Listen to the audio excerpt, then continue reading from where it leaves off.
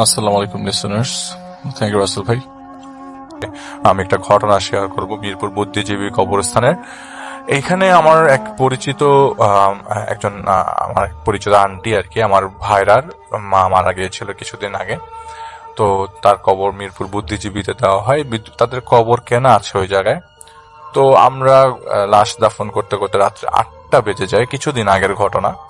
তো 8টায় যখন লাশ দাফন করা হয়ে যায়, আমরা লাশ দাফন করা শেষে ব্যাক করব এমন সময় তো সন্ধ্যা হয়ে গেছে। আর উনি আমাদেরকে কবর দেওয়ার সময় বলছিল যে আপনারা সবাই মোবাইল ফোন সাবধানে রাখবেন। তো আমি একটু ঘাবড়ে যাই, যদি এখান থেকে আবার মোবাইল ফোন ছিনতাই হয়ে যায় তো আরেক ঝামেলায় পড়বো। তো আমি আমার ভাইরাকে বলি যে ভাই আপনি আমাকে একটু আগায় দেন। তো উনি কি করলো, আমাকে ওই রাস্তা ধরে কিছু দূর পথ এগিয়ে দিল। এগিয়ে দিয়ে তিনি কি করলেন, আমাকে অ্যাকচুয়ালি স্পেশালি আমাকে এগিয়ে দিয়ে ওইখানে পিছনের গেট দিয়ে বের হওয়ার সময় ছোট ছোট কবর আছে, তো ওই সাইডটা দিয়ে বের হয়ে একটা রাস্তা আছে, ছোট রাস্তা। ওই রাস্তার ওপর যেটা সমিল পড়ে, আপনারা যারা ওখানে এলাকায় থাকেন জানেন, ওই সমিলটা ক্রস করে মিরপুর মাজারের সামনে। তো উনি আমাকে এগিয়ে দেয়। তো উনি একজনের নাম ধরে ডাকছিলেন, আমি নামটি প্রকাশ করছি না। ওই লোকের, উনি ওনাদের পরিচিত আর কি, উনি সবসময় কবরের রক্ষণাবেক্ষণ করেন, কবর দেখভাল করেন। আর আমি ওই দিন গিয়ে দেখলাম যে আসলে ওই জায়গাটা বেশ অন্ধকার থাকে। তো আমি কি করলাম, ওই জায়গায় যে চায়ের দোকানে ওই লোকটাকে খুঁজে পেলাম। তো আমি ওই সুযোগটা মিস করতে যাচ্ছিলাম না, যেহেতু ঘটনা কালেক্ট করে এক ধরনের অভ্যাস আছে, আমি ওই সুযোগটা মিস করছিলাম না। আমি কি করলাম, ওনাকে জিজ্ঞেস করলাম যে ভাই আপনার কাছে তো ঘটনা থাকতে পারে, কিছু ঘটনা কি শেয়ার করবেন? কারণ আপনারা তো এখানে থাকেন, যদি কোনো কিছু অলৌকিক কিছু আগে দেখে থাকতেন দেখেন। তো উনি আমার দিকে খুব অবাক হয়ে তাকালো। আমি তাকানোর আগে ওনাকে কিছু টাকা বকশিস দিলাম।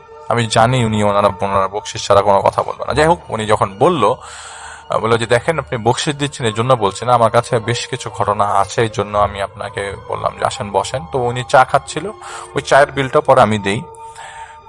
দেওয়ার কারণ হচ্ছে যে উনি আমাকে অনেক কষ্ট করে আসলে ঘটনাটা বলেছেন, ওনারও সময়ের দাম আছে। তো যাই হোক, আমি ওনার কাছ থেকে যখন ঘটনা শুনছিলাম, উনি বলছিল দেখেন আমার 29 বছরের অভিজ্ঞতা, এই জায়গায় আমি কবর দিচ্ছি এবং বিভিন্ন সময় অনেক সময় কবর দিচ্ছি, অনেক সময়। তো আমার চোখে কয়েকবার বেশ কিছু জিনিস পড়েছে। তো আমি এখান থেকে একটা ঘটনা এখন বলবো। তো উনি বলেন যে এটা অনেক আগের কথা, আজ থেকে প্রায় 28 বছর আগের কথা। তখন আমি নতুন নতুন। তো আমার যে ওস্তাদ, যাকে আমি দেখে কবর খোঁড়া শিখেছি, বক্স কবর বানানো শিখেছি, তাকে নিয়ে আমরা মোট 4 জন সেদিন রাতের বেলা, এটা শীতকাল এবং কোন ইয়ার সেটা তার মনে পড়ছিল না, সেদিন রাতের বেলা আমরা বসে থাকা অবস্থায় এমন সময় ঠিক রাত 10:30টার দিকে একটা লাশ নিয়ে 4-5 জন লোক আসে কবরস্থানে। তো লাশ রেখে তারা অজু টজু করে বলে যে আমাদের লাশ জানাজা হয়ে গেছে, আমরা প্রসিডিউর শেষ করে আসি, আপনারা কবর খোঁড়েন। নর্মালি কি হয়, কেউ মারা গেলে আগের থেকেই কবর খোঁড়া হয়ে যায়। তো ওনারা ওই মুহূর্তে প্রস্তুত ছিলেন না, তো তাদেরকে কবর খুঁড়তে বলা হয়। তো ওখান থেকে বলে দেওয়া হয় যে কবর খোঁড়ো। তো কবর খোঁড়ার সে আর তার বস আর সাথে 2 জন মিলে কবর খুঁড়ে ফেলে প্রায় 1 ঘন্টা সোয়া ঘন্টার মধ্যেই। তো কবর খোঁড়ার পর শেষ করার সাথে সাথেই আরেকটা লাশ আসে, এটা আসে ঠিক সোয়া 11টার দিকে। তো ওর মধ্যে ওনার সাথে যেমন 5 জন লোক ছিল, ওই লাশের সাথে ছিল প্রায় 1 ট্রাক মানুষ। তো যাকগে, তারা জানাজা দিয়েই আসে, লাশগুলা নিয়ে আসে। 2টা লাশ তখন ওই মুহূর্তে ওই জায়গায় রাখা ছিল। একটা লাশ যেটা প্রথমে 10:30টায় আসছিল, সেটা কবর খোঁড়া যখন শেষ হয়ে যায়, তো এর 5 মিনিট আগে মোটামুটি যখন শেপ করছে কবরটাকে, তখন ওই যে লোক আমাকে ঘটনা শেয়ার করেছিল, সে কবরে নামে দেখার জন্য ঠিক আছে নাকি সবকিছু। হঠাৎ করে সে খুব ভয় একটা চিৎকার দেয়। তো সে যার ওস্তাদ, তার ওস্তাদকে চিৎকার দিয়ে বলে দিকে দেখেন আমার পা ধরে কে জানি টান দিল কবরের ভেতর। উনি ভয় পেয়ে হাঁটু গেড়ে বসে পড়ে। তো ওনার ওস্তাদ যে আছেন উনি নিচে নামে, উনি বলে কি হয়েছে দেখি কি হয়েছে। তো বলে যে আমার পা ধরে কে জানি টান দিল, এই পাশ দিয়ে টান দিল। বলে যে আমার পাটা ঠিক ছিল, উনি ছিল হচ্ছে সম্ভবত দক্ষিণ দিক মাথা দিয়ে, এবং পিছন থেকে তার পাটা ধরে কে টান দিয়েছে। তো ওনার ওস্তাদকে বলার পরে ওস্তাদ বলে যে কই কিছু না, তো উনি একটা ন্যাকড়া পায়। কিন্তু কবর খোঁড়ার শেষ মত পর্যন্ত কোনো ন্যাকড়া ওই জায়গায় ছিল না, একটা কাপড়ের টুকরা। কালো একটা কাপড়ের টুকরা। পরে এটাকে উঠায় ফেলার পরে 10:30টায় যে লাশটা আসে সেটা কবরস্থ করার জন্য তারা লাশটাকে কাছে নিয়ে আসতে বলে, এবং যেটা 11:15টায় লাশ আসছিল সেই লাশটার সাথে মানুষজন মিলে, এটা আগেই কবর খোঁড়া ছিল, ওইটা আসতে দেরি করেছে 11:15টায়, এবং ওই লাশটা নিয়ে তারা কবরস্থানের আরেক পাশে চলে যায় যেখানে কবর দিচ্ছিল। তো সেখানে তাদের যে 4 জনের মধ্যে 2 জন, তাদের 2 জনকে ওইখানে পাঠিয়ে দেওয়া হয়। লাশ যেহেতু আগেই কবর খোঁড়া ছিল এখন কবরস্থ করার জন্য, আর 10:30টার যে লাশটা ছিল সেটা এই জায়গায় ছিল। তার ওস্তাদ এবং যে আমাকে ঘটনা শেয়ার করছে তিনি আর তার ওস্তাদ মিলে ওই কবরটার পাশে লাশ নিয়ে আসছে। তো ওই লাশের সাথে 5 জন লোক, তো তাদের 2 জনেরও সাহায্য লাগে। তো লাশ নিয়ে এসে সেই স্তূপের উপরে রেখেছে, যেখানে মাটি খুঁড়ে যে মাটিগুলো জমিয়ে রেখেছিল সেই পাশে লাশটা রাখে। লাশের খাটিয়া, কাঠের খাটিয়া ছিল তখন। তো সেই কাঠের এক পোরশন সরিয়ে তারা লাশটাকে নামানোর জন্য সবাই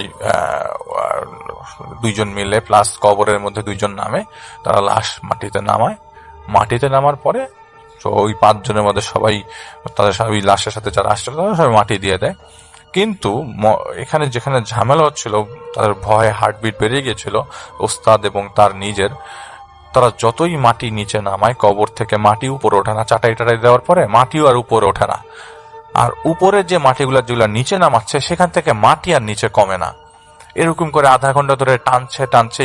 শীতের মধ্যেও তারা জ্যাকেট পরে সোয়েটার পরেছিল, সোয়েটার খুলে ফেলে গরমে এত ঘামছে তারা। কিন্তু মাটি যে কবরের ভেতর থেকে মাটি আর বাড়ে না, উপরে ওঠে না। আর যে পাশে মাটির স্তূপ ছিল সেখান থেকে মাটি আর নিচে কমে না আর কি কাহিনী এরকম কেন হচ্ছে? অনেকক্ষণ ধরে চেষ্টা করছে মাটি নিচে নামানোর, কোনো কবরের থেকে মাটি উপরে উঠছে না। হঠাৎ করে 7-8 মিনিটের মাথায় ওই পাশে কিন্তু ওই কবরটা হচ্ছে, ওইখান দূর থেকে দেখা যাচ্ছে যে ওই লাশ ওইটা কবরে মুনাজাত ধরে ফেলেছে। তো এইখানে এরকম কেন হচ্ছে? তো তারা অন্ধকারের মধ্যে, হারিকেন ছিল, লাইট ছিল, টর্চ ছিল, যাই হোক অনেকক্ষণ চেষ্টা করার পরও হচ্ছিল না। একটা মহিলার লাশ ছিল, বয়স্ক না, ইয়াং একজন মহিলার লাশ ছিল। তো হঠাৎ করে 10 মিনিটের মাথায় একজন হুজুরের মতো একজন লোক আসে। ওই 5 জন বলতেছিলাম আমাদের একজন পরিচিত লোক আসবে, ওই হুজুরের মতো লোকটা এসে কবরের সামনে উনি এক মুঠ মাটি ফেলে এবং বলে কবর দেন। কবর শেষ করেন দেওয়া, মাটি ফেলার পরে মাটির স্তূপ আকারে আবার দেওয়া শুরু করে এবং একটা সময় কবর কমপ্লিট হয়ে যায়। তো এইটা একটা ঘটনা উনি আমাকে শেষ করেছে, বলেছে যে এটার তো সলিউশন পাওয়ার জন্য আমরা সার্চ করি নাই, কিন্তু সলিউশন খোঁজার জন্য আমরা সার্চ করি নাই, কিন্তু আমরা তার সলভ করি না, কিন্তু আমরা আমাদের সামনে ঘটনা ঘটেছে এবং এইটা একটা ঘটনা ছিল। এখন যেটা করব সেটা হচ্ছে সরাসরি চলে যাব আরো একটি ঘটনায়, এবং এই মুহূর্তে আমার সঙ্গে আছেন আপনাদের অত্যন্ত পছন্দের একজন মানুষ, যিনি হচ্ছেন আফনান ভাই। তাকে আমি বলেছিলাম এবং তিনি একটা ঘটনা পাঠিয়েও দিয়েছেন। তার সেই ঘটনাটি আমি এখন আপনাদের জন্য প্লে করছি। আশা করছি আপনাদের সবার ভালো লাগবে। চলুন শুনে আসি আফনান ভাইয়ের ঘটনাটি। খান ফারাবী ভাই যে ঘটনাটি আমাদেরকে দিয়েছেন, এই ঘটনাটি ওনাদেরই বংশের একটি ঘটনা। আর ওনাদের দেশের বাড়ি, মানে খান ফারাবী ভাইয়ের দেশের বাড়ি হচ্ছে নোয়াখালী জেলার 10 নং আমিশাপাড়া ইউনিয়নের 9 নং ওয়ার্ড বড়পাড়া গ্রামে। আর স্পেশালি উনি ওনাদের যে বাড়ি, যেখানে অরিজিনালি ঘটনাটি ঘটেছে, শুধু এই বাড়ির নামটি বলেননি, তাছাড়া তিনি লিখেছেন যে এই ঘটনাটি এলাকার সবাই জানেন। ঘটনাটির সময়কাল 2010 সাল। উনি তখন ক্লাস 8-এ পড়েন। ওনাদের গোষ্ঠীর বড় দাদার মেয়ে হচ্ছে লাখি, সম্পর্কে ফুপু হন, মানে লাখি ফুপু। ওই সময় তার বয়স ছিল 28-এর কাছাকাছি। ওনাদের দেশ গ্রামের ম্যাক্সিমাম মেয়েদের 20 বছরের মধ্যেই বিয়ের পিঁড়িতে বসতে হয়, কিন্তু লাকি ফুপুর ফ্যামিলির ও ওনার নিজের স্বেচ্ছায় উচ্চ ডিগ্রির পাওয়ার জন্য বিয়ে ডিলে করা হয় এবং উনি লেখাপড়া চালিয়ে যান। আর লাকি ফুপুরা ফ্যামিলিগতভাবে অনেক প্রভাবশালী এবং স্থানীয় রাজনৈতিক নেতার ফ্যামিলি হওয়ায় লাকি ফুপুর জন্য ওই রকম গ্রাজুয়েট একটি ছেলের অপেক্ষায় তার পরিবার ছিল। স্বাভাবিক, যেহেতু তিনি উচ্চশিক্ষিত, আর একটা উচ্চশিক্ষিত ছেলের সাথেই তার বিয়ে হবে, এটাই মোটামুটি স্বাভাবিক সেন্সে সবাই আশা করে। এই কারণে ওনার বিয়েটা কিছুটা দেরি করা হয়। তো মূল যে ঘটনাটি, এই ঘটনাটি ঘটার 19 দিন আগে লাকি ফুপুর জন্য একজন কাঙ্ক্ষিত পাত্র ওনার ফ্যামিলি পেয়ে যান। আর ঘরোয়া পদ্ধতিতে স্বল্প মেহমান এবং বর এসে বিয়ে সম্পন্ন হয়। কিন্তু লাকি ফুপুকে উঠিয়ে নেওয়া হয়নি।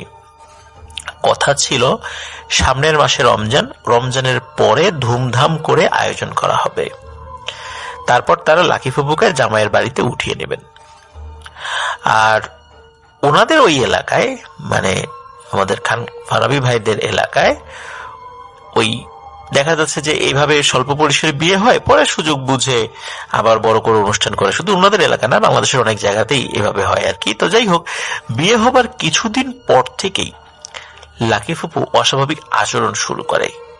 খাওয়া দাওয়া করে না বললেই চলে, মন খারাপ করে বসে থাকে, বাসার ছাদে সন্ধ্যার পর একা একা হাঁটাহাঁটি করে আর কান্নাকাটি করে নিজে নিজে। কেন এমন করছে তাকে যখন জিজ্ঞেস করা হয়, সে কিছুই বলতে পারে না। মানে তার আচার আচরণ খুব অস্বাভাবিক। শুরুতে মনে করেছিল হয়তোবা এই বিয়েতে তার সম্মতি ছিল না বা পাত্র পছন্দ হয়নি, এই কারণে হয়তোবা সে মন খারাপ, অথবা তার অন্য কোনো জায়গায় তার কোনো পছন্দ থাকতে পারে। কিন্তু ওনার আচার আচরণ, কথাবার্তা, কোনো বিষয়ই এই ধারণার সাথে একদমই যাচ্ছিল না, যার কারণে সবাই অস্বাভাবিক বিষয়টাই চিন্তা শুরু করে, এবং সেই চিন্তা হওয়াটাই স্বাভাবিক। আরেকটা ব্যাপার হচ্ছে যে এই লাকি ফুপু যেই বিল্ডিং এ থাকতেন, মানে ওনাদের বাসা যে বিল্ডিংটা, ওইটার পশ্চিম পাশে পুরাতন শতবর্ষী একটি গাছ রয়েছে। নোয়াখালীর ভাষায় এই গাছটাকে জিরাইয়া গাছ বলে। খান ফারাবি ভাই বলেছেন যে এই জিরাইয়া গাছের শুদ্ধ নামটা তিনি জানেন না, এই জন্য তিনি দুঃখ প্রকাশ করেছেন। এই গাছটি অনেকটা বট গাছের মতো তিনি উল্লেখ করেছেন। গাছটির শাখা প্রশাখা যেভাবে বাসার ছাদে ছড়িয়ে আছে, ঠিক সেভাবেই তার পশ্চিম পাশে থাকা পুকুরও, মানে এটা পুকুর রয়েছে সেখানে, সে পুকুরেও বেশ অনেকটা জায়গা জুড়ে ছড়িয়ে আছে। আর বিয়ের 1 সপ্তাহ হয়ে গেছে, এর মধ্যে এই ব্যাপারটা সবার কাছে লক্ষণীয় হয়। আর উনি আর একটা কাজ করতেন, যখন ওনার মধ্যে অস্বাভাবিকতা লক্ষ্য করা গেল, উনি ওই গাছের পাতা একটা একটা করে ছিঁড়তেন। তো এইভাবে একটা পরিণত বয়স্কা একটা নারী যার বিয়ে হয়ে গেছে, সে একটি গাছের পাতা একটা একটা করে ছিঁড়বেন কোনো কারণ ছাড়া, কাঁচা পাতা, এটা কি অস্বাভাবিক নয়? অবশ্যই অস্বাভাবিক। তো যাই হোক, স্বাভাবিকভাবে একটা মেয়ের বিয়ে হলে মেয়েদের মন খারাপ হওয়াটা স্বাভাবিক, কিন্তু এমন অস্বাভাবিক অবস্থা দেখে ওই পরিবারের লোকজন পাশের গ্রামে একজন ভালো হুজুরের শরণাপন্ন হন।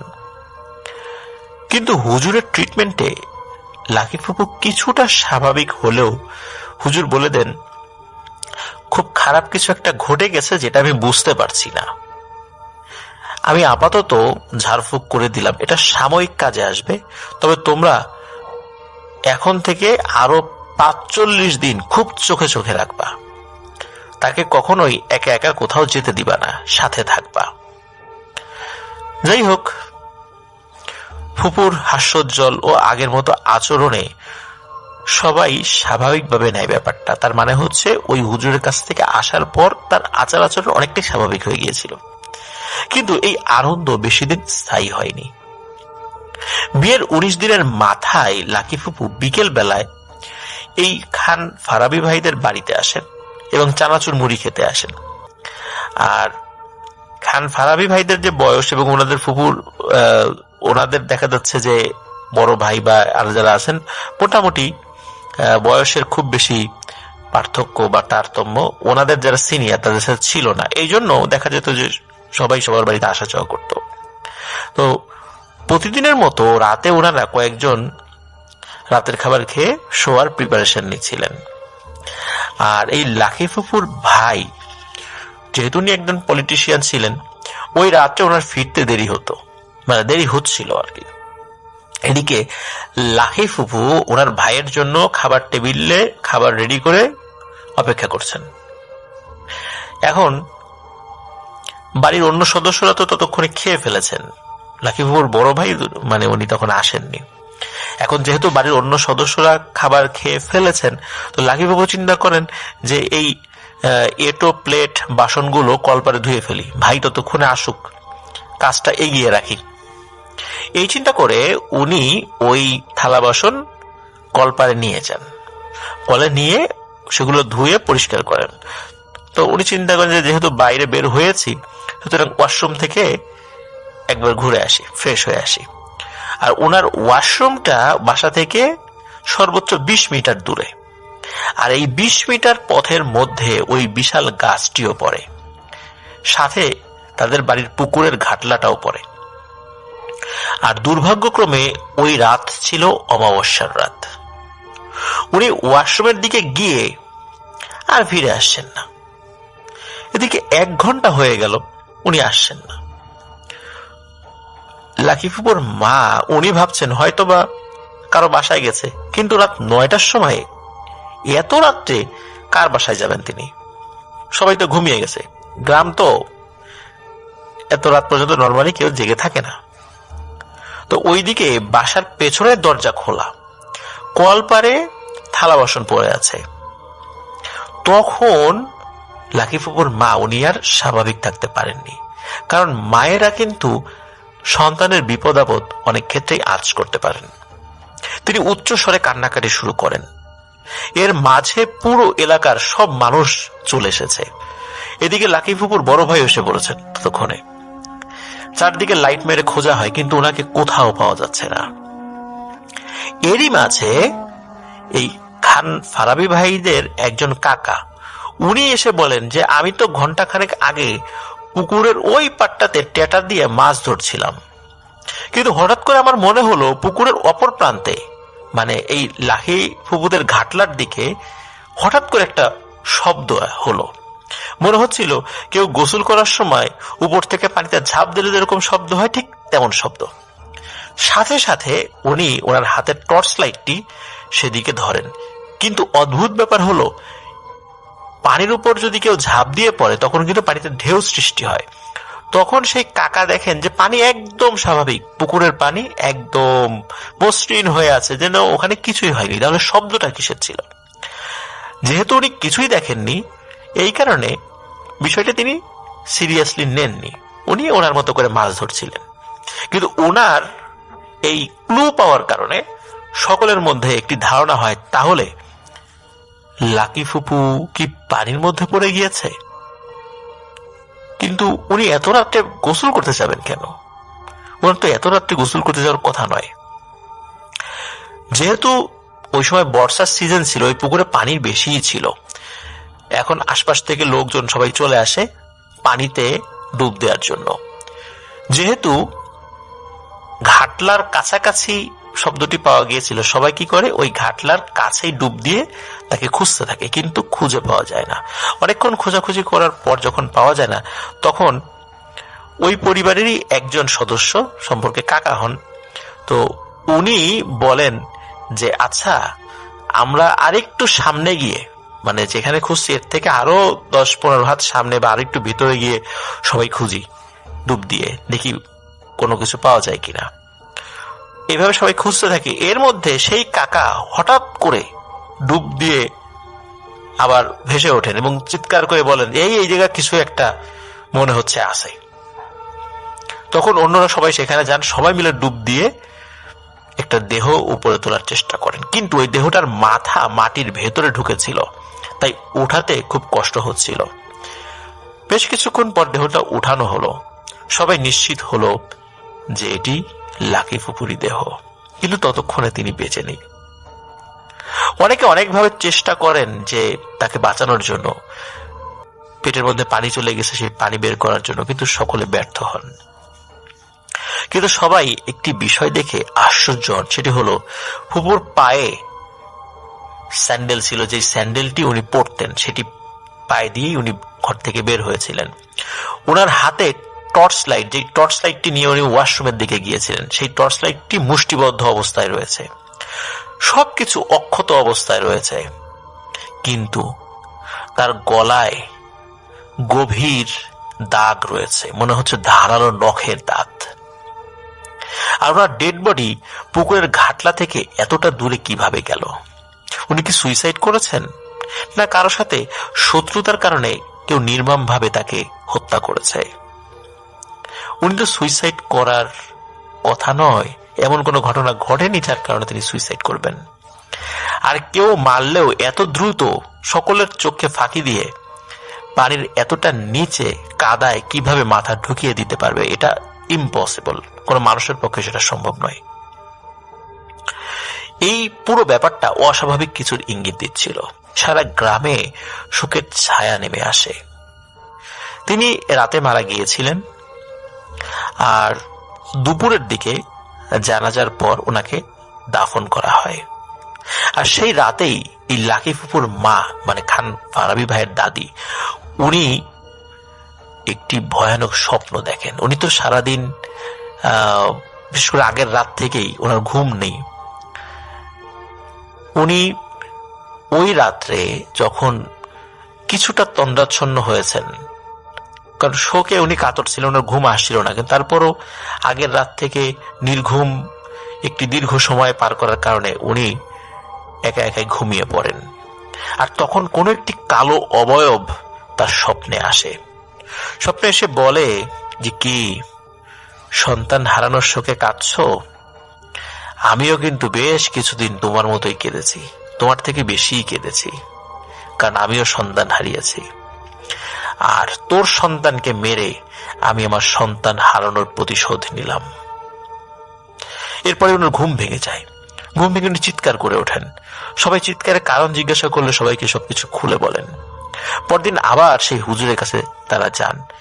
সেই হুজুর বলেন যে, আমি আপনাদেরকে বলেছিলাম তাকে 45 দিন চোখে চোখে রাখার জন্য, আপনারা এতটুকু সময় ধৈর্য ধরে তাকে চোখে চোখে রাখতে পারলেন না। আমি তো বেশি কিছু বলতে পারিনি, কিন্তু এতটুকু বুঝতে পেরেছিলাম যে এই সময়ের মধ্যেও একটা বিপদ হতে পারে, অস্বাভাবিক কিছু হতে পারে, এই জন্য পাহারা দিয়ে রাখতে বলেছিলাম। পরিবারের সদস্যরা বলেন যে তার আচার আচরণ স্বাভাবিক হয়ে যাওয়ার কারণে আমরা কিছুই বুঝতে পারিনি। তখন হুজুর বলেন যে এই সময়ের মধ্যে আমি কিছু তথ্য সংগ্রহ করেছি।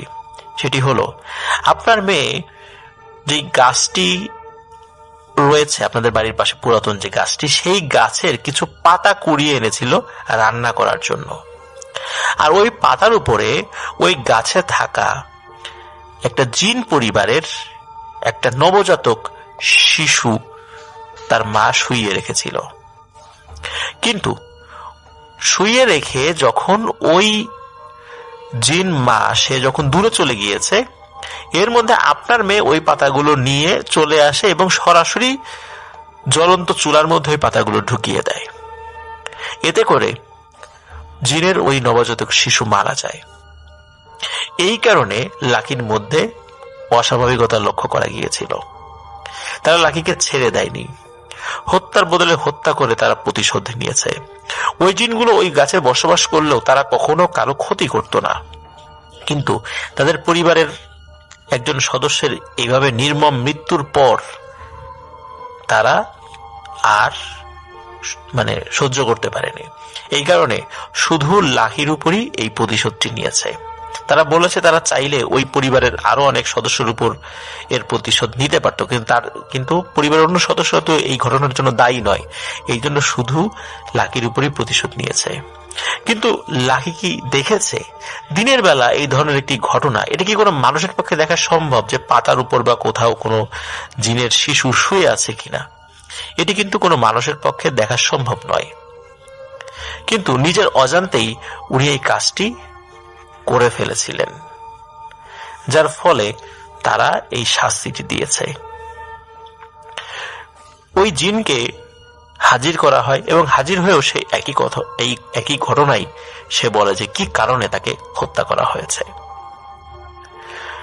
প্রিয় লিসেনার্স, আমরা দৈনন্দিন পথ চলায় এরকম অনেক ঘটনা আমরা ঘটিয়ে থাকি, কিন্তু স্বাভাবিক জীবনযাত্রায় এই ধরনের কর্মকাণ্ড পরিচালনার জন্য কখনো যে কোনো জিনের সন্তানকে আমরা হত্যা করে ফেলি বা ফেলেছি কিনা, এই ধরনের কিন্তু ঘটনা খুব একটা শোনা যায় না।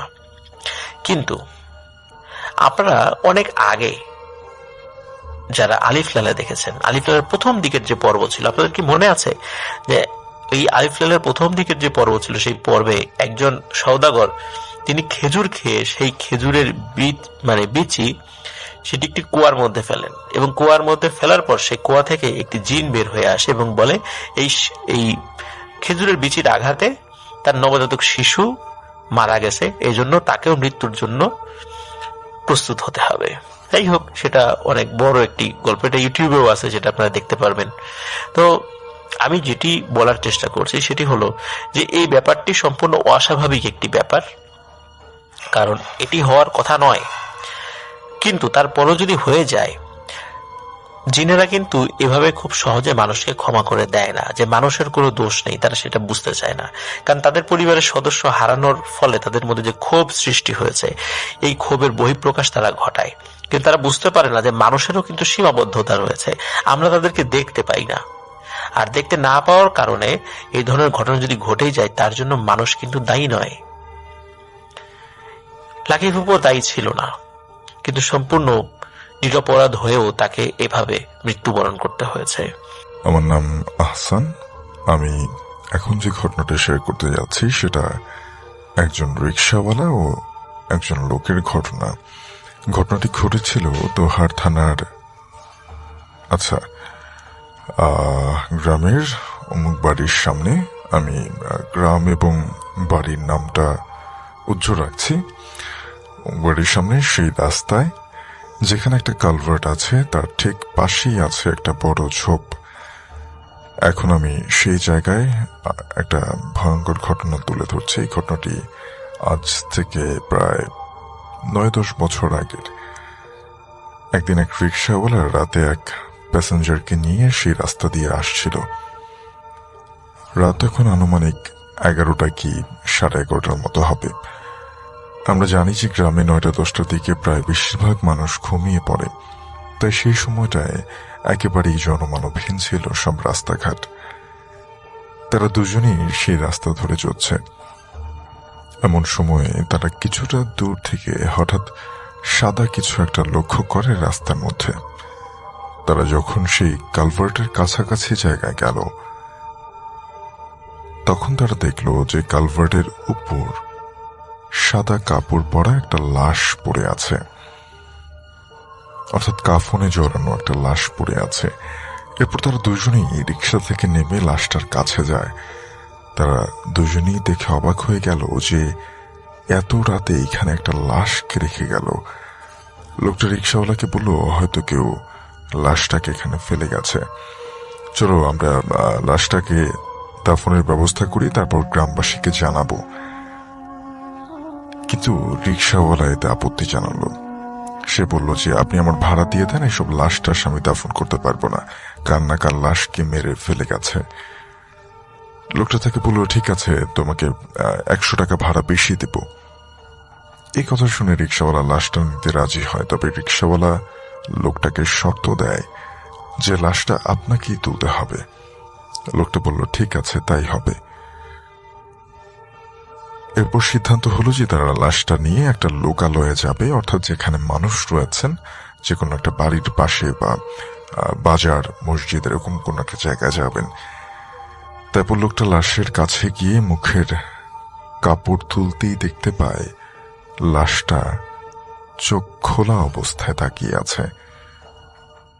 অর্থাৎ কেউ চোখ খোলা অবস্থায় মারা গেলে যেমনটা দেখায়, ঠিক তেমন। এতে সে একটু ভয় পেয়ে যায়। তারপর সে লাশটার গায়ের কাপড় আরো একটু অংশ সরাতেই দেখতে পায় লাশটার শরীরের পশমগুলো বেশ বড় বড়, যা কোনো সাধারণ মানুষের থেকে একেবারেই আলাদা। অর্থাৎ পশমগুলো ছিল ঠিক ভেড়ার শরীরের পশমের মতো। এটা দেখে লোকটা একটা চিৎকার দিয়ে অজ্ঞান হয়ে যায়, আর সেই রিক্সাওয়ালা একটা চিৎকার দিয়ে সেখান থেকে দৌড়ে চলে যায় আর একটা বাড়ির সামনে গিয়ে পড়ে। সে চিৎকার করে বাড়ির লোকজন ডাকে, লোকজন তার কথা শুনে সেখানে যায়, কিন্তু অনেক খোঁজাখুঁজি করার পরেও কোনো লাশ, এমনকি সেই লোকটা অর্থাৎ সেই প্যাসেঞ্জারকেও আর সেখানে পাওয়া গেল না। এর অনেকদিন পরে, প্রায় মাসখানেক পরে, একদিন সকালে সেই কালভার্টের নিচে সেই প্যাসেঞ্জার লোকটার লাশ পাওয়া যায়, অর্ধেক মাটিতে পোতা অবস্থায়। এরপর থেকে সেই কালভার্ট সম্পর্কে গ্রামবাসীর একটা ভীষণ ভয় কাজ করে। সেখানে দোয়া পড়ে অনেক ব্যবস্থা করা হয়। পরবর্তীতে এ ধরনের ঘটনা আর ঘটেনি। তবে এখনো সেই কালভার্টটিকে ওই এলাকায় দোষা বলে সাব্যস্ত করা হয়, অর্থাৎ খারাপ বলে চিহ্নিত করার জন্য দোষা শব্দটা ব্যবহার করা হয়। ঘটনাটি আমাদেরকে পাঠিয়েছেন আহসান। আমাদের আহমেদ বাবু আমাদের সঙ্গে আছেন, তারপরে আমরা নতুন অতিথিদের কাছে যাব। 2012 সাল, ইকবাল তখন এইচএসসি পাশ করেছেন এবং তাদের পরিবার তখন আর্থিকভাবে কিছুটা সমস্যায় ভুগছিল। কিছুটা সমস্যায় ছিল ইকবালের পরিবার তখন, এবং সেই সময় তার কাছে একটা অফার আসে, জব অফারটা কাইন্ড অফ লাইক, আসলে ইকবালের বাবা রিকোয়েস্ট করেছিলেন তাদের পরিবারের অনেককে যে তার ছেলেকে যেন কোনো কাজে ইনভলভ করে দেন, এবং আসলে তার একটা চাকরি দরকার। তো যাই হোক, সেই চাকরির যখন ইকবাল খুঁজছে, এই সময় তার এক দুঃসম্পর্কের ফুপুর কাছ থেকে অফার আসলো যে তারা অনেক বছর বিদেশে থাকে, কিন্তু তাদের বাড়িটা খালি পড়ে আছে অনেক বছর ধরে, এবং ঢাকারই কোনো একটা জায়গা, এবং জায়গাটা বেশ কি বলবো, অভিজাত এলাকায় বলা চলে, এবং সেই জায়গায় অনেক বছর ধরে তাদের বাড়িটা খালি পড়ে আছে, এবং তারা সেটাকে একটা ডেভেলপার কোম্পানিকে দিয়েছে বাড়ি করার জন্য। তো যেটা হবে, ইকবালের প্রথম কাজ হচ্ছে সেই বাড়িটাতে কিছুদিন থাকা। নেক্সট 1 সপ্তাহের মধ্যে সেই বাড়িটা ডেভেলপার কোম্পানি হ্যান্ড ওভার নেবে।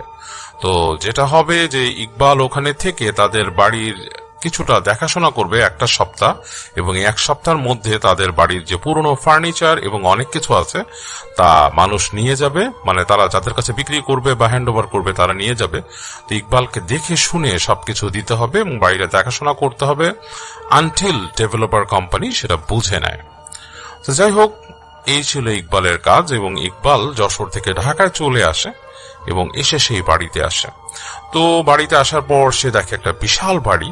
বাড়িটা প্রায় 10 কাঠা জায়গার মধ্যে, ঢাকার মধ্যে একটা বিশাল একটা বাড়ি, এবং 10 কাঠা জায়গার উপরে, ঢাকায় 10 কাঠা জায়গা নিয়ে কোনো বাড়ি থাকলে সেটা বিশাল বাড়ি বলা চলে, এবং কয়েকটা অভিজাত এলাকা ছাড়া এত বড় জায়গা সাধারণত ঢাকায় বাড়ি ছিল না, ঢাকার মধ্যে আর কি, যে অভিজাত এলাকাগুলোতে। যাই হোক, সেখানেই একটা বাড়িতে ইকবালকে বুঝিয়ে দিয়ে যায় তার সেই দূর সম্পর্কের ফুফাতো ভাই। তিনি এসেছিলেন বিদেশ থেকে, এবং তিনি যদিও সেই বাড়িতে থাকেননি, তিনি ছিলেন অন্য কোথাও। তো তিনি ইকবালকে বুঝিয়ে দেন যে এই হচ্ছে বাড়ি, এবং বাড়ির চাবি দেন, এবং বলেন যে দেখান, খুলে ঢোকান, বাসার ভেতরে ঢোকান। তো ইকবাল ঢুকে দেখে যে বাড়িটা 2 তলা বাড়ি, এবং সেই বাড়ির নিচতলাটা একরকম। নিচতলায় আসলে তেমন কোনো আসবাবপত্র নেই। সেখানে একটা লিভিং রুম আছে, একটা বড় ডাইনিং রুমের মতো আছে, বিশাল একটা ডাইনিং হলের মতো আছে, এবং কিছু স্টোর রুম আর কিছু খালি রুম। তো দোতলায় গিয়ে তাকে খুলে যখন দেখায় যে বাড়িটা বেশ বড়, সেখানে একটা লিভিং রুম আছে, এবং বেশ বড় লিভিং রুম, এবং সেখানে যত আসবাবপত্র আছে সব কাপড় দিয়ে ঢাকা, বেশ কাপড় দিয়ে ঢাকা, এবং পুরোনো আমলের সব আসবাবপত্র, এবং সেখানে পুরনো টেলিভিশন আছে, বড় টেলিভিশন পুরনো, এবং আরো অনেক কিছু। যাই হোক, বাসার বেশিরভাগ আসবাবপত্রই কাপড় দিয়ে ঢাকা, এবং এতদিন ব্যবহার না করায় সেখানে হয়তো খুব একটা মানুষও ঢুকতো না, কেমন একটা ভ্যাপসা গন্ধ হয়ে গেছে। তো তিনি, তার যে ভাই ছিল, সেই নাকে হাত দিয়ে ঢুকে দেখায় যে ইকবাল, এই হচ্ছে কাহিনী, হচ্ছে আমাদের বাসা বাড়ি, আমরা এভাবেই রেখে চলে গিয়েছিলাম সবাই, এবং এভাবেই রয়েছে, এবং বাসা কিন্তু আসলে এই আসবাবপত্রগুলো আমাদের কাইন্ড অফ জীবনের স্মৃতি। তো আমরা এগুলোকে যেখানেই হ্যান্ড ওভার করি, তুমি এখানে থেকে সেগুলো দেখাশোনা করে হ্যান্ড ওভার করে দিবা, এবং যা যা করবা, যা যা দিবা সব লিখে রাখবা, নোট করে রাখবা, আর যখন ডেভেলপার কোম্পানি আসবে তাদের সাথে কথা হবে, এবং ফাইনালি তো আমিও থাকবো, শেষ বোঝাপড়ার দিনও তুমি আমার সাথে থাকবা, তোমাকে আমি বুঝিয়ে দিচ্ছি, এবং এইভাবেই আমাদের পারিবারিক কাজে তোমাকে ইনভলভ করে দেব। তো যাই হোক, ইকবালকে বোঝায়, ইকবালকে নিয়ে ঘোরে, এবং দেখা যাচ্ছে যে সেই তার যে কাজিন যাদের মূল বাড়ি, সেই আসলে খুব একটা সেখানে মানে অস্বস্তি ফিল করছে, থাকছে না। এবং তাকে বলে যে অনেক পুরনো বাড়ি বন্ধ হয়েছিল, তো সুতরাং তোমার মূল বাড়িতে শুধু কোনো প্রয়োজন ছাড়া তুমি ঢুকে খামাখা ঘোরাঘুরি না করাই ভালো। আর তোমাকে থাকতে দেয়া হচ্ছে যে আমাদের ছাদের কাছে একটা রুম আছে, চিলে কোঠার মতো, কিন্তু ওইটা মোটামুটি ওটার মধ্যে একটা তোমার খাট আছে, পালং আছে, ওখানে তুমি থাকতে পারবা। আর প্রয়োজন ছাড়া রাতের বেলা বেশি ঘোরাঘুরি করবা না এখানে, কারণ বাড়ি পুরনো এবং কোনো দরকার নেই ঘোরাঘুরি করার। তো এরকম ভাবে বলে। তো ইকবাল কিছুটা অবাক হয় যে বাড়িতে ঘোরাঘুরি করার প্রয়োজন ছাড়া দরকার নাই, বাড়ি পুরনো, সে বুঝে না খুব একটা। তো ইকবালের একটু সেন্সটা অন্যভাবে কাজ করে, যদিও সে যশোর শহরে থাকতো না, তারা যশোরের শহর থেকে একটু দূরেই থাকতো, একটু গ্রাম্য পরিবেশে। এবং সেখানে কিন্তু আসলে ভৌতিক ব্যাপারগুলো বা ভৌতিক মিথগুলো প্রচলিত আছে। ইকবালও মোটামুটি একটা কি বলবো, সাহিত্যপ্রেমী ছেলে, বই পড়তো এবং সবকিছু পড়তো, এবং তার কাছে এই ধরনের জিনিসগুলো সম্বন্ধে তার একটা ধারণা ছিল, বা সে বইয়ে পড়েছে বা জেনেছে বা অনেকের কাছে শুনেছে যে পুরনো বাড়িতে অনেক সময় ভূতের আসর থাকে, এই ধরনের ব্যাপার স্যাপারগুলো, বা ভূতুড়ে বাড়ি। তার কাছে একটু কিউরিয়াসও লাগে, সে বেশ কিউরিয়াস টাইপেরও হয়।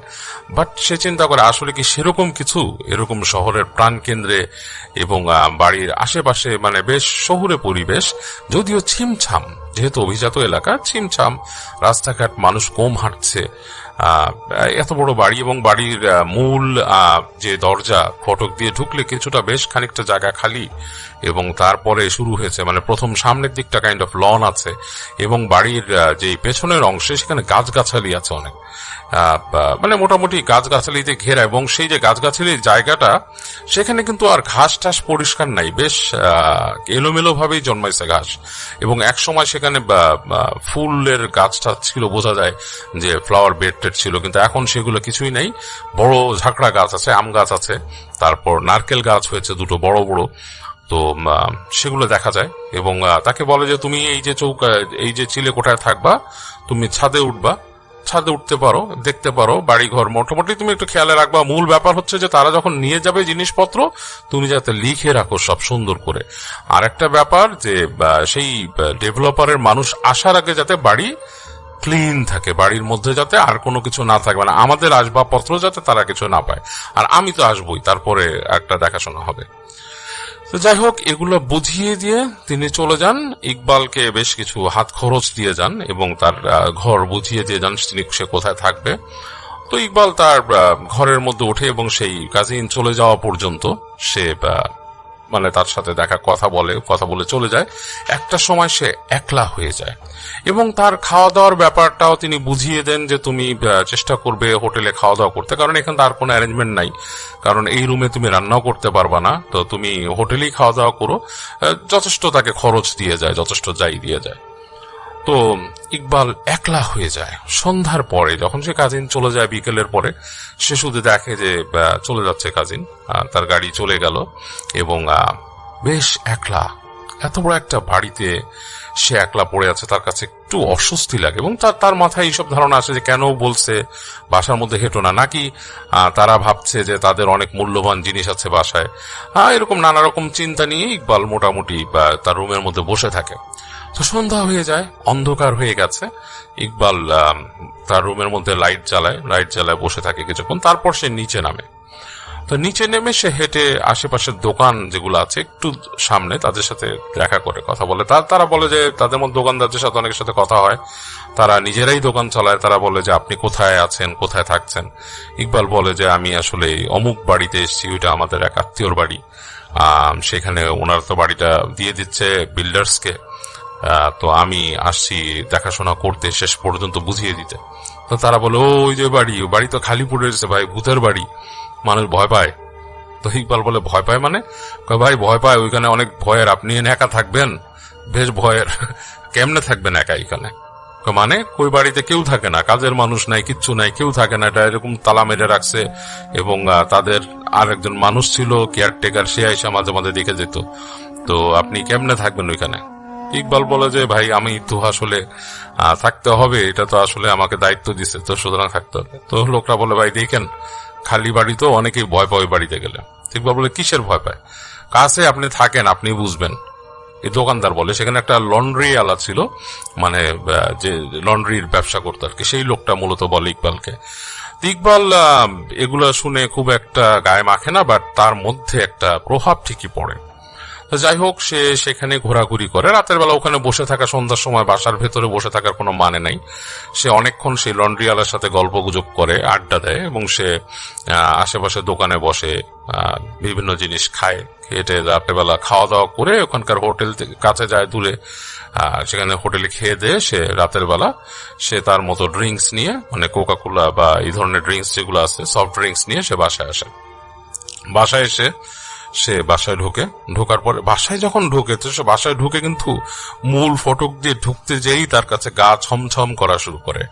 কারণ সে দেখে এত বড় একটা বাড়ি এবং তার কাছে কোনো ফ্ল্যাশ লাইট নাই। ইকবালের কাছে কোনো ফ্ল্যাশ লাইট নাই, তার কাছে আছে মানে মোবাইল ফোন, এবং সেই মোবাইল ফোন হচ্ছে সেই সময়ের মানে যে কেবল কালার মোবাইল গুলো চলে আর কি, অ্যান্ড্রয়েড আসার আগের সময়টা আর কি। অনেকের কাছে অ্যান্ড্রয়েড থাকতো তখন নতুন, বা তখন অ্যান্ড্রয়েড নতুন আসছে, বা এই স্মার্টফোন আইফোন আসছে, কিন্তু বাট ইকবালের কাছে সেটা ছিল না। ইকবাল একটা সাধারণ মোবাইল নিয়ে চলাফেরা করতো, যেটা নাকি সেই সময়কার সিমব্রিয়ান সেট যেটা, তো সেটার মধ্যে তার ফ্ল্যাশ লাইট ছিল, আলো ছিল, তো সেটা দিয়েই তার ওখানে দেখা আর কি, তার সাথে কোনো এমনি ফ্ল্যাশ লাইট নাই। তো বাসার কাছে যখন আসে, মূল গেট দিয়ে ঢোকার আগেই তার কাছে বেশ অস্বস্তি লাগা শুরু করে। কারণ সে মূল ফটকটা খুললো, দরজাটা, তারপরে সে যে লোহার গেটটা খুলছে, ক্যাঁচ ক্যাঁচ শব্দ, তারপর ঢোকার পরে সে দেখতেছে দূরে বেশ ভুতুড়ে লাগতেছে অবয়বটা, কেন পুরো বাড়িটা অন্ধকার, এবং ওই চিলে কোঠার কাছে যে তার যে রুমটা, সেখান থেকে আলো আসতেছে, কেন ইকবাল আলো জ্বালায় রেখে আসছিল সেখান থেকে হালকা আলো পড়তেছে, বাট পুরো বাড়িটা অন্ধকার। এবং সে তাকিয়ে দেখে যে আশেপাশে খাকা করছে। এই যে দোকান যে সে গিয়েছিল, লন্ড্রির দোকান বা অন্যান্য দোকান, সেগুলোও কিন্তু ঠিক বাড়ির পাশে না, বাড়ি থেকে হেঁটে একটু দিকে যেতে হয়, মানে বেশ খানিকটা যেতে হয়, তারপরে কয়েকটা দোকান, 4-5টা দোকান, সেখানে লন্ড্রি। কিন্তু বাড়ির কাছে হচ্ছে একটা মাঠ আছে, দূর থেকে দেখা যাচ্ছে, সে মাঠটা দেখতেছে, মাঠটাও ধুধু করতেছে, মাঠের মধ্যে কিন্তু তার কাছে একটু অস্বস্তি লাগে। সে মনে করে যে আমি ভয়ে ভয়ে ঢুকবো, মানে সে চিন্তা করে আস্তে আস্তে করে সে দরজাটা আবার লাগায়, মেন গেটটা লাগিয়ে আস্তে আস্তে হেঁটে যায়। তো তার কাছে চাবি ছিল, মূল বাড়িতে ঢোকার আগে সিঁড়ি ঘরের কাছেই একটা কলাপসিবল গেট, কেচি গেট, তো সেটা সে খোলে, তালা খুলে যখন সিঁড়িতে ঢুকে, তখনই দেখে যে আকাশ গুড়গুড় করতেছে, বৃষ্টি আসবে। তো তার মনে আরো মানে কেমন জানি আরেকটা মানে ভয় মানে জেকে বসে, যে মানে বৃষ্টি আসবে, কেমন জানি লাগতেছে একা একটা বাড়িতে, এত বড় বাড়ি, এবং সে তো আসলে খুব বয়স্ক মানুষ না, সে কেবল তার কৈশোর পার করছে, কেবল যৌবনে সে পা রাখছে, যুবক হচ্ছে আর কি, এরকম একটা বয়স। তো সিঁড়িতে ঢুকে তার কাছে অস্বস্তি লাগা শুরু করে। সে দেখে অন্ধকার সিঁড়িঘর, তো হাতড়ায় লাইটের সুইচ পায়, লাইটটা চাপ দেয়, তো লাইটের সুইচ চাপ দিয়ে দেখে যে লাইট জ্বলে না। কারণ সে এটা খেয়ালও করে নাই যে এই যে এখানে যে মানুষ থাকে না, এখানে লাইটও লাগানো নাই। তার ওই রুমটাতে, তার যে রুমটা, সেটাতে হয়তো তার কাজিনরা লাইটের একটা ব্যবস্থা করে দিছিল, এখানে কোনো লাইট নাই, পুরো অন্ধকার সিঁড়িঘর।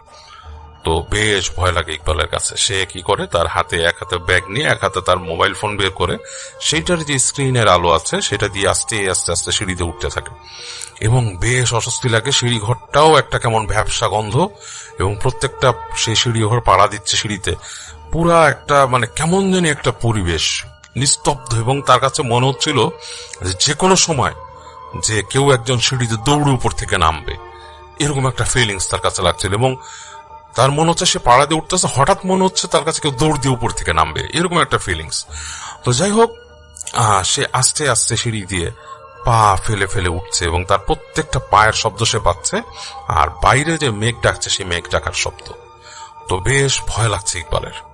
সে আস্তে আস্তে উঠে গেল, দ্বিতীয় তলার দরজার সামনে যখন আসলো, তার গাটা শিরশির করতে থাকলো। তার কাছে কেন জানি মনে হচ্ছে এই মাত্র কেউ দরজা খুলে দিবে তাকে, ভেতর থেকে খুলে বলবে কে বা এরকম কিছু, বাট তার মনে হচ্ছে সেটা কোনো মানুষ না, অন্য কেউ দরজা খুলবে।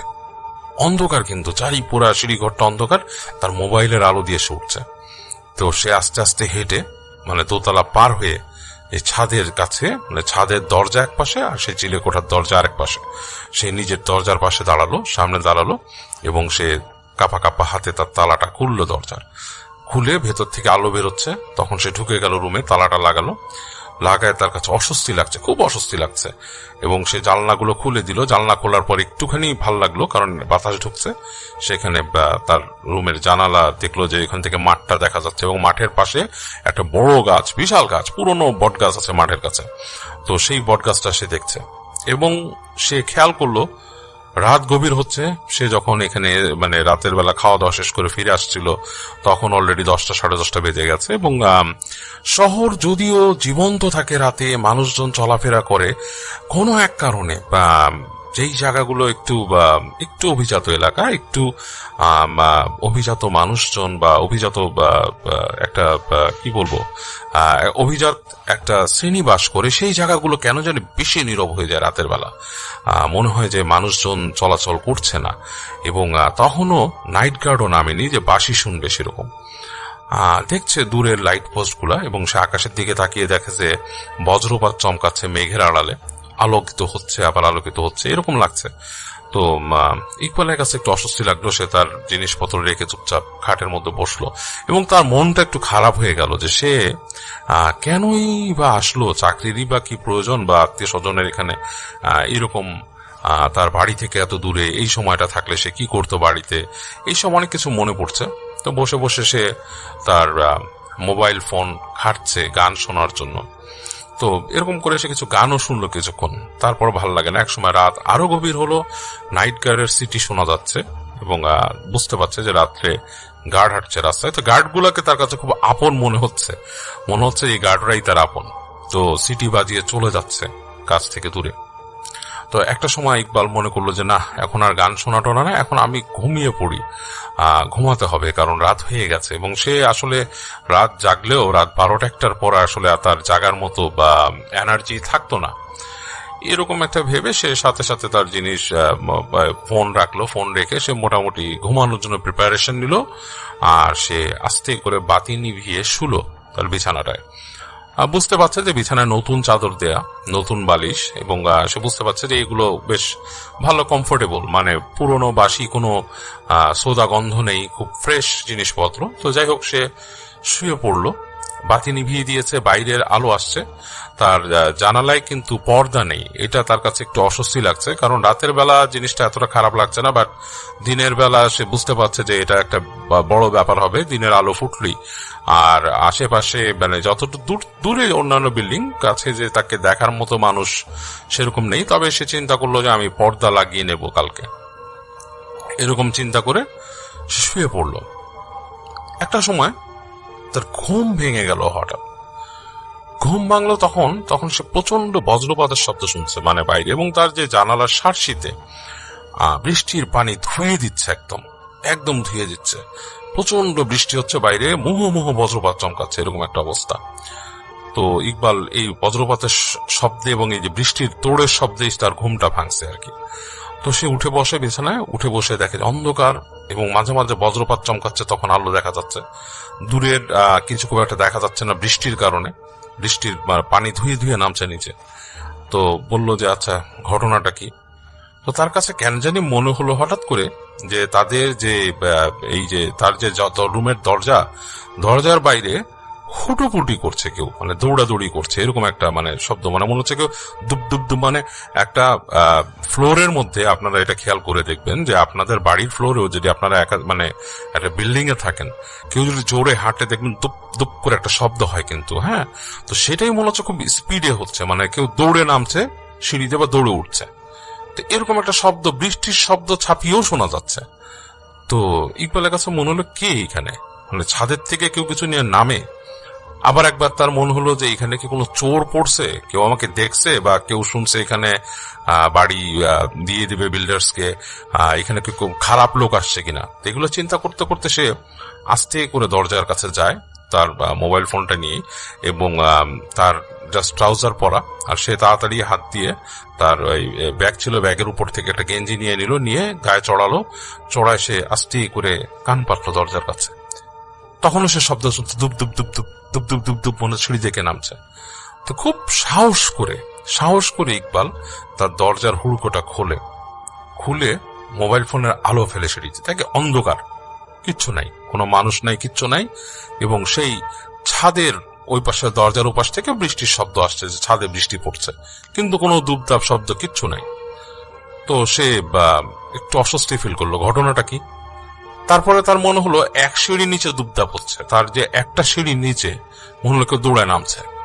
তো ইকবাল খুব সাহস করে, আসলে সে একটু গ্রাম এলাকায় থাকে, তো তার এই অন্ধকার বা এই ব্যাপারগুলোতে তার ভয় সাধারণ শহুরে মানুষের থেকে কম। সে আস্তে করে গেটটা চাপিয়ে সে আসলে বুঝতে চায় ঘটনাটা কি। তার মোবাইল ফোনটা ছিল ফোল্ডিং সেট, সে ফোল্ডিং সেটটাকে ভাঁজ করে ফেললো যাতে আলোটা না আসে। সে অন্ধকারেই নিজের আন্দাজে আস্তে আস্তে সিঁড়ি দিয়ে নামা শুরু করলো। তো ব্যাপার ছিল কি, সিঁড়ি ঘরের মাঝখানে একটা জায়গায় কিন্তু একটা ছোট্ট একটা ভেন্টিলেটরের মতো ছিল, মানে কাচের, মানে ওখানে থেকে শুধু আলো আসার জন্য সিঁড়ি ঘরে তৈরি হয়েছে সেটা। তো সেখান থেকে আবার বাইরের রাতের আলো আসছে। রাতে যে মাঝে মাঝে যে বজ্রপাত চমকাচ্ছে, বিজলি চমকাচ্ছে, সেই বিজলির আলোর ছটা এসে পড়ছে। তো সেইটার আলোতে আবার সিঁড়ির একটু অংশ, ল্যান্ডিং এর অংশটা দেখা যাচ্ছে। ইকবাল আস্তে করে প্রথম বাঁক নিয়ে সিঁড়িতে নামলো। তার যেখানে মনে হচ্ছিল যে এখান থেকে শুরু হচ্ছে শব্দটা, সেখানেও নাই। সে কিন্তু দোতলার দরজাটা ক্রস করে আসছে, মানে ফ্ল্যাটের দরজা, মানে মূল বিল্ডিং এর দরজাটা ক্রস করে আসছে। তো এখানে এসেও যখন সে কিছু দেখে না, সে আস্তে আস্তে আস্তে আবার নামা শুরু করে। আরো নামে সে, শব্দ কিন্তু নাই, আর সেই যে ধূপধাপ শব্দ আর নাই, কিন্তু সে নামছে। সে দেখতে চায় ঘটনাটা কি। সে জানে নিচে কলাপসিবল গেট লাগানো আছে, তালা মারা, এটাই তার একটা সাহস, চাবি তার কাছে, সুতরাং ওটা খুলে তো কারো আসার কথা না।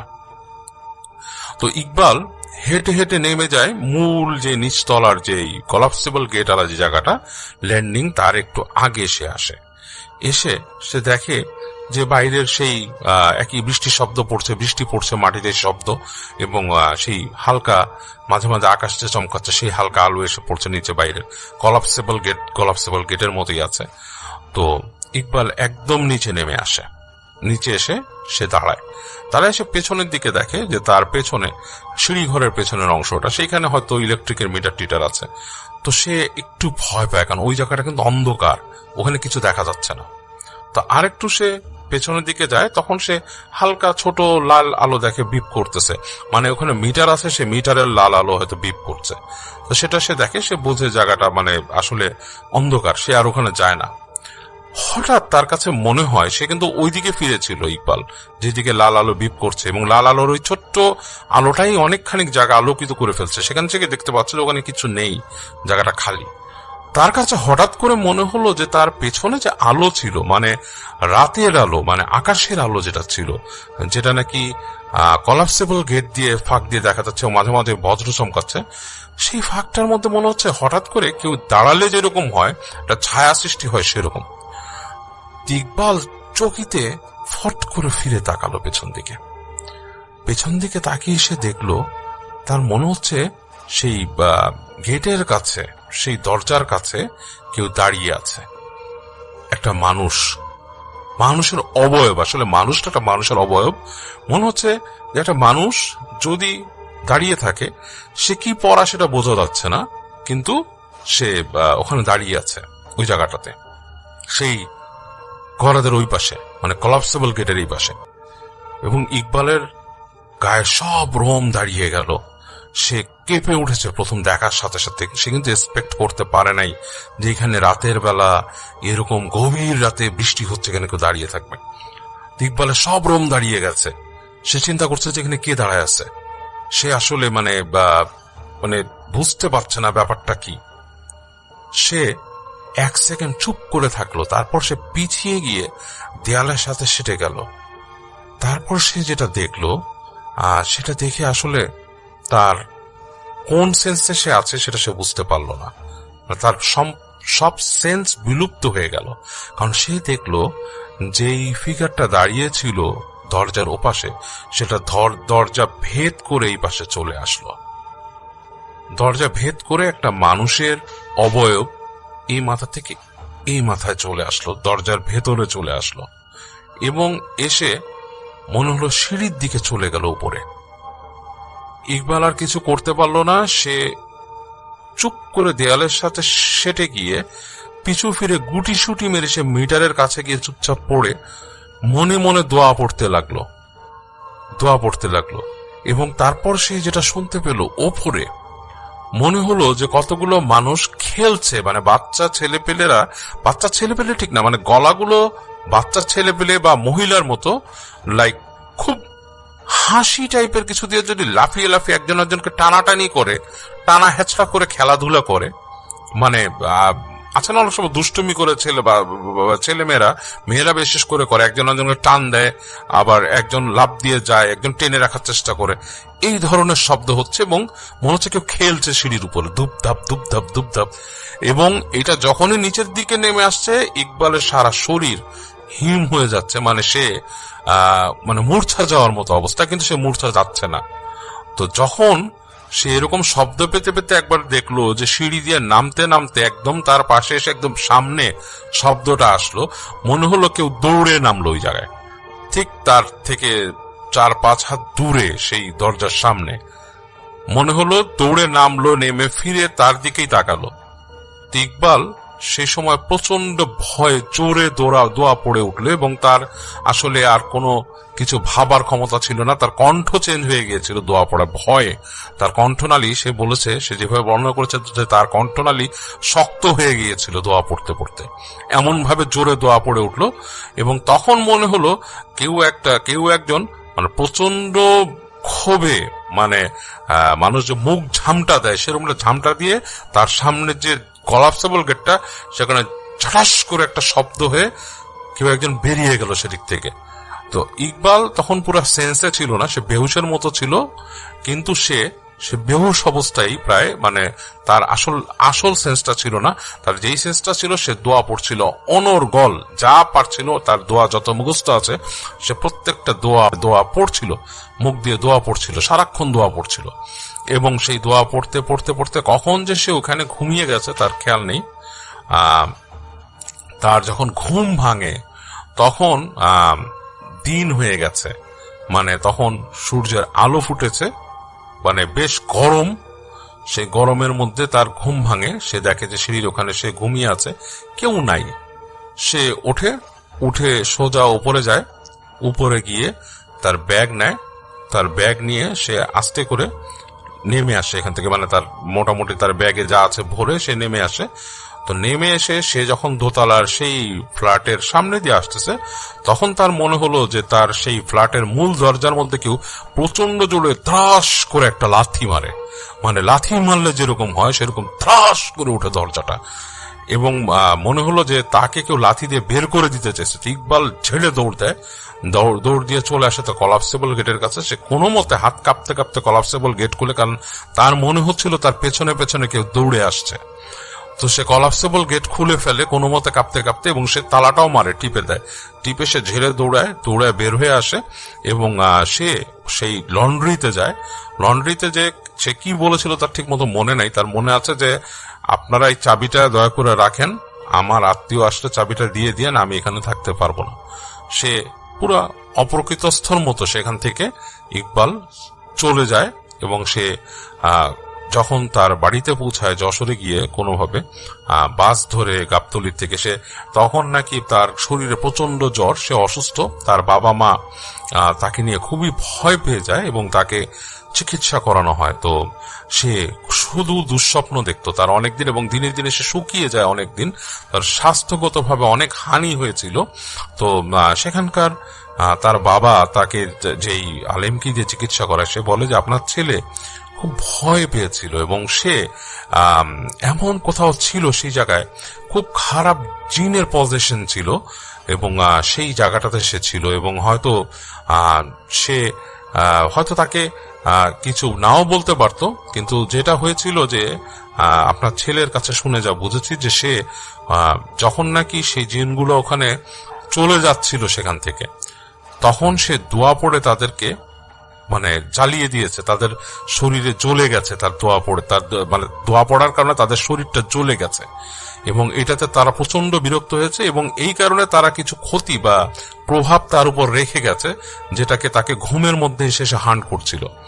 তো আলেম যিনি ছিলেন ইমাম সাহেব, তিনি তাকে ঝাড়েন, ইকবালকে অনেকদিন ঝাড়েন, চিকিৎসা দেন তাকে, মানে প্রতিনিয়ত প্রত্যেক দিন বলে যে তাকে নামাজ পড়তে হবে, নামাজের সিস্টেম করে দেন এবং ইমাম সাহেবের সাথে দেখা করতে বলেন। তিনি তাকে নিয়ে একসাথে জামাতে নামাজ পড়তেন এবং তাকে পড়া পানি দিতেন প্রতিদিনই, এবং তাকে কিছু আমল বলে দেন যে এই দোয়া এই সময় পড়তে হবে, পড়ে পানিতে ফু দিয়ে সে পানি খাবা এবং নিজেকে ফু দিবা, এবং ঘুমের সময় তাকে বলে যে তুমি এই দোয়াগুলো পড়ে নিজেকে ফু দিয়ে তারপর তুমি ঘুমাবা, মানে তোমার দুই হাতের তালু একত্র করে তুমি সূরা ইখলাস, সূরা নাস, সূরা ফালাক এই 3টা দোয়া পড়ে হাতে ফু দিয়ে সারা শরীর মাসিহ করবা, মাসিহ করে তুমি ঘুমাবা এবং অবশ্যই চেষ্টা করবা আয়াতুল কুরসি পড়ে ঘুমাতে। তো যাই হোক, তো এই জিনিসগুলা খুব প্র্যাকটিস করে ইকবাল, এবং আস্তে আস্তে তার মধ্যে থেকে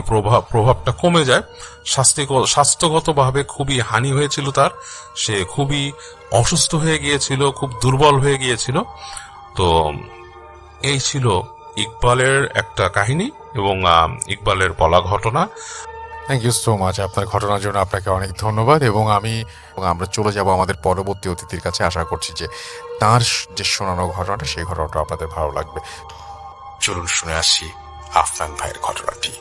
ঘটনাটির সময়কাল 1930 বা 40 সালের দিকে। ওই সময়ে এই ঘটনাটি ঘটেছিল। তো ওই সময়টাতে এমন অবস্থা ছিল যে এখন যে মোহাম্মদপুর আমরা দেখি, এরকম মোহাম্মদপুর কিন্তু ছিল না। 7 গম্বুজ মসজিদ যেটা, সেটা ওই সময় ছিল, কিন্তু আশেপাশে অনেক মানে পানি ছিল, খাল বিল ছিল, নদী ছিল। এখন যেটা শঙ্কর বা আশেপাশে যে এলাকাটা ধানমন্ডি 15, ওই এলাকাগুলো কিন্তু মানে পানির নিচে ছিল, এবং কথিত আছে ওখানে এত বেশি পানি ছিল যে একটি আস্ত বাঁশ পর্যন্ত ডুবে যেত, মানে এতটা গভীর ছিল। আস্তে আস্তে সেই গভীরতা কমে গিয়েছে, মানুষ পর্যায়ক্রমে ভরাট করেছে, এখন সেখানে জনবসতি গড়ে উঠেছে, এবং এখন দেখে তো বোঝারই উপায় নেই যে এইখানে এতটা গভীর ছিল কখনো। যাই হোক, তো ওই সময়ে একজন ব্যক্তি, উনি যে কাজটি করতেন সেটি হলো যে ওই সময়ে ওইখানে যে নদী ছিল বা খালবিল ছিল, সেখানে উনি মাছ ধরতেন। ছোট্ট একটি ডিঙি নৌকা ছিল তার, ওইটা নিয়ে তিনি মাছ ধরতেন। তো মাছ ধরতে ধরতে হঠাৎ করে ওনার জালে একটি ছোট্ট পুরনো মাটির একটি কলস, বেশ মোটা এবং পুরু ভাবে ওই কলসটি তৈরি করা হয়েছে, ছোট্ট, ওটির মুখ আটকানো ছিল। এখন জালে পড়েছে, আর আগেকার দিনে কিন্তু এদিক দিয়ে বাণিজ্য হতো, অনেক সময় নৌকা ডুবি হয়েছে, অনেক সময় নৌকাতে কিন্তু অনেক ধন সম্পদ ডুবে গেছে। উনি চিন্তা করেছেন পেয়েছি, এটা মনে হয় কোনো গুপ্তধন হবে। এই চিন্তা করে উনি যেটি করেন সেটি হচ্ছে যে ওই কলসটি উনি ওইখানে খোলেন না, চিন্তা করেছেন যে গুপ্তধন এখন যদি খুলে ফেলি, যদি এর ভিতরে স্বর্ণের মোহর থাকে, তখন তো আশেপাশের লোকজন দেখে ফেলবে, তখন হবে আর এক ঝামেলা। এই কারণে উনি চিন্তা করেন যে বাড়িতে গিয়ে উনি সেটা খুলবেন। তো ওই চিন্তা অনুযায়ী উনি বাড়িতে যান। বাড়িতে গিয়ে ওনার স্ত্রীকে বলেন যে এই ঘটনা। ওনার 3টা সন্তান ছিল, 2টো মেয়ে, একটা ছেলে। ছেলে বড়, তারপরে হচ্ছে 2টা মেয়ে। ওই ব্যক্তিটির নাম জানা যায়নি। প্রিয় লিসেনার্স, আবারও বলে দিই যে ওনার এক্সাক্ট নাম, এবং উনি মোহাম্মদপুরের, আজকে যে মোহাম্মদপুর এক্সাক্ট কোন লোকেশনে থাকতেন সেটাও জানা যায়নি। এটা কথিত আছে, উনি যিনি আমাকে ঘটনা বলেছেন তিনি বিভিন্ন মানুষের মুখে শুনেছেন, জাস্ট এইভাবেই আমাকে তিনি বলেছেন। যাই হোক, তো ওই লোকটি উনি যখন গিয়ে মানে বাড়িতে গিয়ে পরিবারের সদস্যদেরকে দেখান এবং পরিবারের সদস্যদের সামনেই ওটি খোলার চেষ্টা করেন। মূলত ওই যেই কলসটি, ওই কলসটির যে মুখ, এই মুখ আসলে ওই রকম কোনো মুখ ছিল না, এটি পোড়া মাটির আস্তরণ দিয়েই ঢেকে দেয়া, মানে ওই কলসটির আসলে কোনো মুখ নেই। এটা দেখে উনি আরো আশ্চর্য বোধ করেন যে এটি নিশ্চয়ই গুপ্তধনই হবে, তাহলে মুখ নাই কেন? তাহলে এইভাবে ওইটা যখন কলসটা তৈরি করা হয়েছে বা এর ভিতরে গুপ্তধন ঢুকিয়ে মুখটা ওইভাবেই একদম স্থায়ীভাবে লাগিয়ে দেওয়া হয়েছে। তো উনি ওই কলসটি ভেঙে ফেলেন। ভাঙার পর উনি খুবই হতাশ হন, কারণ তিনি দেখেন ওই কলসের মধ্যে বেশ কয়েকটা লোহার পেরেক ছাড়া আর কিচ্ছু নাই। তিনি চিন্তা করেছেন যে এই পেরেকগুলো আবার স্বর্ণের না তো, কিন্তু ঘষাঘষি করে দেখা গেল না, এটা খুবই পুরাতন লোহা। এবং ওই যেই মাটির ছোট্ট কলস, কলসের মধ্যে তো খুব মানে এত সূক্ষ্ম ছিদ্র থাকে, ওই ছিদ্র দিয়ে আমরা অনেক সময় দেখি যে কলসের মধ্যে পানি রাখলে কিন্তু পানি চুইয়ে পড়ে। তো এইভাবে আস্তে আস্তে আস্তে আস্তে বহুদিন ধরে ওর ভিতরে কিছু পানি ঢুকে গেছে। ওটা যখন ভেঙেছে তখন দেখা গেল যে ওই ভেতর থেকে কিছু পচা পানি বের হয়ে এসেছে এবং ওইখানে ওই কয়েকটি পেরেক এবং পানির সংস্পর্শে আসার কারণে ওই পেরেক গুলোও নষ্ট হয়ে গেছে। তো উনি খুবই হতাশ হন, ওনার পরিবার পরিজনরাও হতাশ হন, কারণ উনি তো দরিদ্র মানুষ ছিলেন। চিন্তা করেছেন যে এর ভিতরে কোনো মোহর টোহর পাওয়া গেলে তো ভালোই হবে তার জন্য। তাই হোক, কি আর করবে, উনি এই জিনিসটা আর কি করবে, রাগে দুঃখে ক্ষোভে উনি তখনই ওইটা হাতে করে নিয়ে গিয়ে ওই পাশে যে খাল ছিল ওখানে ফেলে দিয়েছেন। আবার ঘরে চলে আসেন। ঘরে আসার পর উনি স্বাভাবিকভাবেই ওনার পরিবার পরিজনের সাথে খাওয়া দাওয়া করে ঘুমিয়ে পড়েন। ওই রাত্রে আনুমানিক রাত 1টা কি 2টা, ওই সময় তো আসলে টাইমের হিসাবটা ওইভাবে সবাই করতো না, তো অনেক রাত আর কি এরকম বলা হয়েছে, তা আমরা ধরে নিয়েছি হয়তো 1টা কি 2টা এরকম হবে। উনি ঘরের মধ্যে অন্ধকারেই দেখতে পাচ্ছিলেন ঘরের মধ্যে একটা মেঘের মতো কিছু একটা ঘুরপাক খাচ্ছে। তো উনি চিন্তা করেছেন হয়তোবা হঠাৎ করে চোখ খুলে ঘুমের ভিতরে এরকম হয়তোবা ঘরের মধ্যে দেখছেন। আর ঘরের মধ্যে আবছা আলো ছিল। আবছা আলো বলতে ওনার ঘরের যে হারিকেনটা ছিল ওই হারিকেনটা অনেক কমানো ছিল আলোটা, ওই আবছা আলোতে যতটুকু বোঝা যাচ্ছিল। কিন্তু উনি যখন ভালোভাবে দেখার চেষ্টা করেন এবং উঠে বসেন এবং হারিকেনের আলোটা জ্বালান মানে একটু বেশি করে দেওয়ার জন্য যখন হারিকেনের কাছে গিয়েছেন এবং আলোটা বাড়িয়েও দিয়েছেন, তখন উনি ঘরের মধ্যে আর কিছু দেখেননি। আর উনি ভাবেন যে এটা ওনার মনের ভুল, চোখের ভুল, ঘুম থেকে হঠাৎ করে উঠে উনি এমনটা দেখেছেন। যাই হোক, 1 দিন 2 দিন এরপরে গিয়ে একটি সমস্যা দেখা দিল। সেটি হলো ওনার একদম ছোট যে বাচ্চা, মেয়ে বাচ্চা, ওই বাচ্চা হঠাৎ করে কেমন যেন ফ্যাকাশে হয়ে যাচ্ছে, তার শরীর, চেহারা, চোখ, মুখ এবং খুব দুর্বল, মনে হচ্ছে সে রক্ত শূন্যতায় ভুগছে। রক্ত কমে গেলে, শরীরে রক্ত যদি কমে যায় যেমনটা হয় আর কি, ওরকমটা মনে হচ্ছে তার।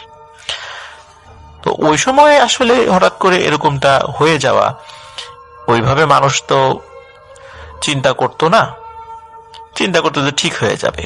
তখনকার দিনে তো এরকম ট্রিটমেন্ট উন্নত ছিল না বা টেস্ট ছিল না যে হঠাৎ করে যে কি হয়েছে দেখা যাবে। তো এর 1 দিন পরে ওই বাচ্চার মধ্যে অস্বাভাবিক একটা পরিবর্তন পরিলক্ষিত হয় আর কি।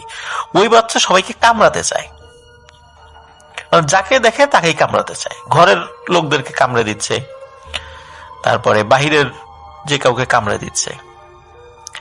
সকলে বলে যে তোমার বাচ্চার জলাতঙ্ক হয়েছে, এটাকে ইংরেজিতে আমরা হাইড্রোফোবিয়া বলি। কুকুর বা এমন কোনো প্রাণী যার শরীরে জলাতঙ্কের ভাইরাস রয়েছে, সেই ধরনের কোনো প্রাণী আমাদেরকে কামড়ালে আমাদের জলাতঙ্ক রোগ হতে পারে। তো জলাতঙ্ক রোগ যদি কারো হয়, সে কামড়াতে চায় এবং সে পানি দেখলে ভয় পায়, সে পানি খেতে পারে না। আর এই রোগের কিন্তু কোনো ট্রিটমেন্ট নেই, এখন পর্যন্ত পৃথিবীতে এই রোগের কোনো চিকিৎসা আবিষ্কৃত হয়নি। তো সবাই বলে তার জলাতঙ্ক হয়েছে।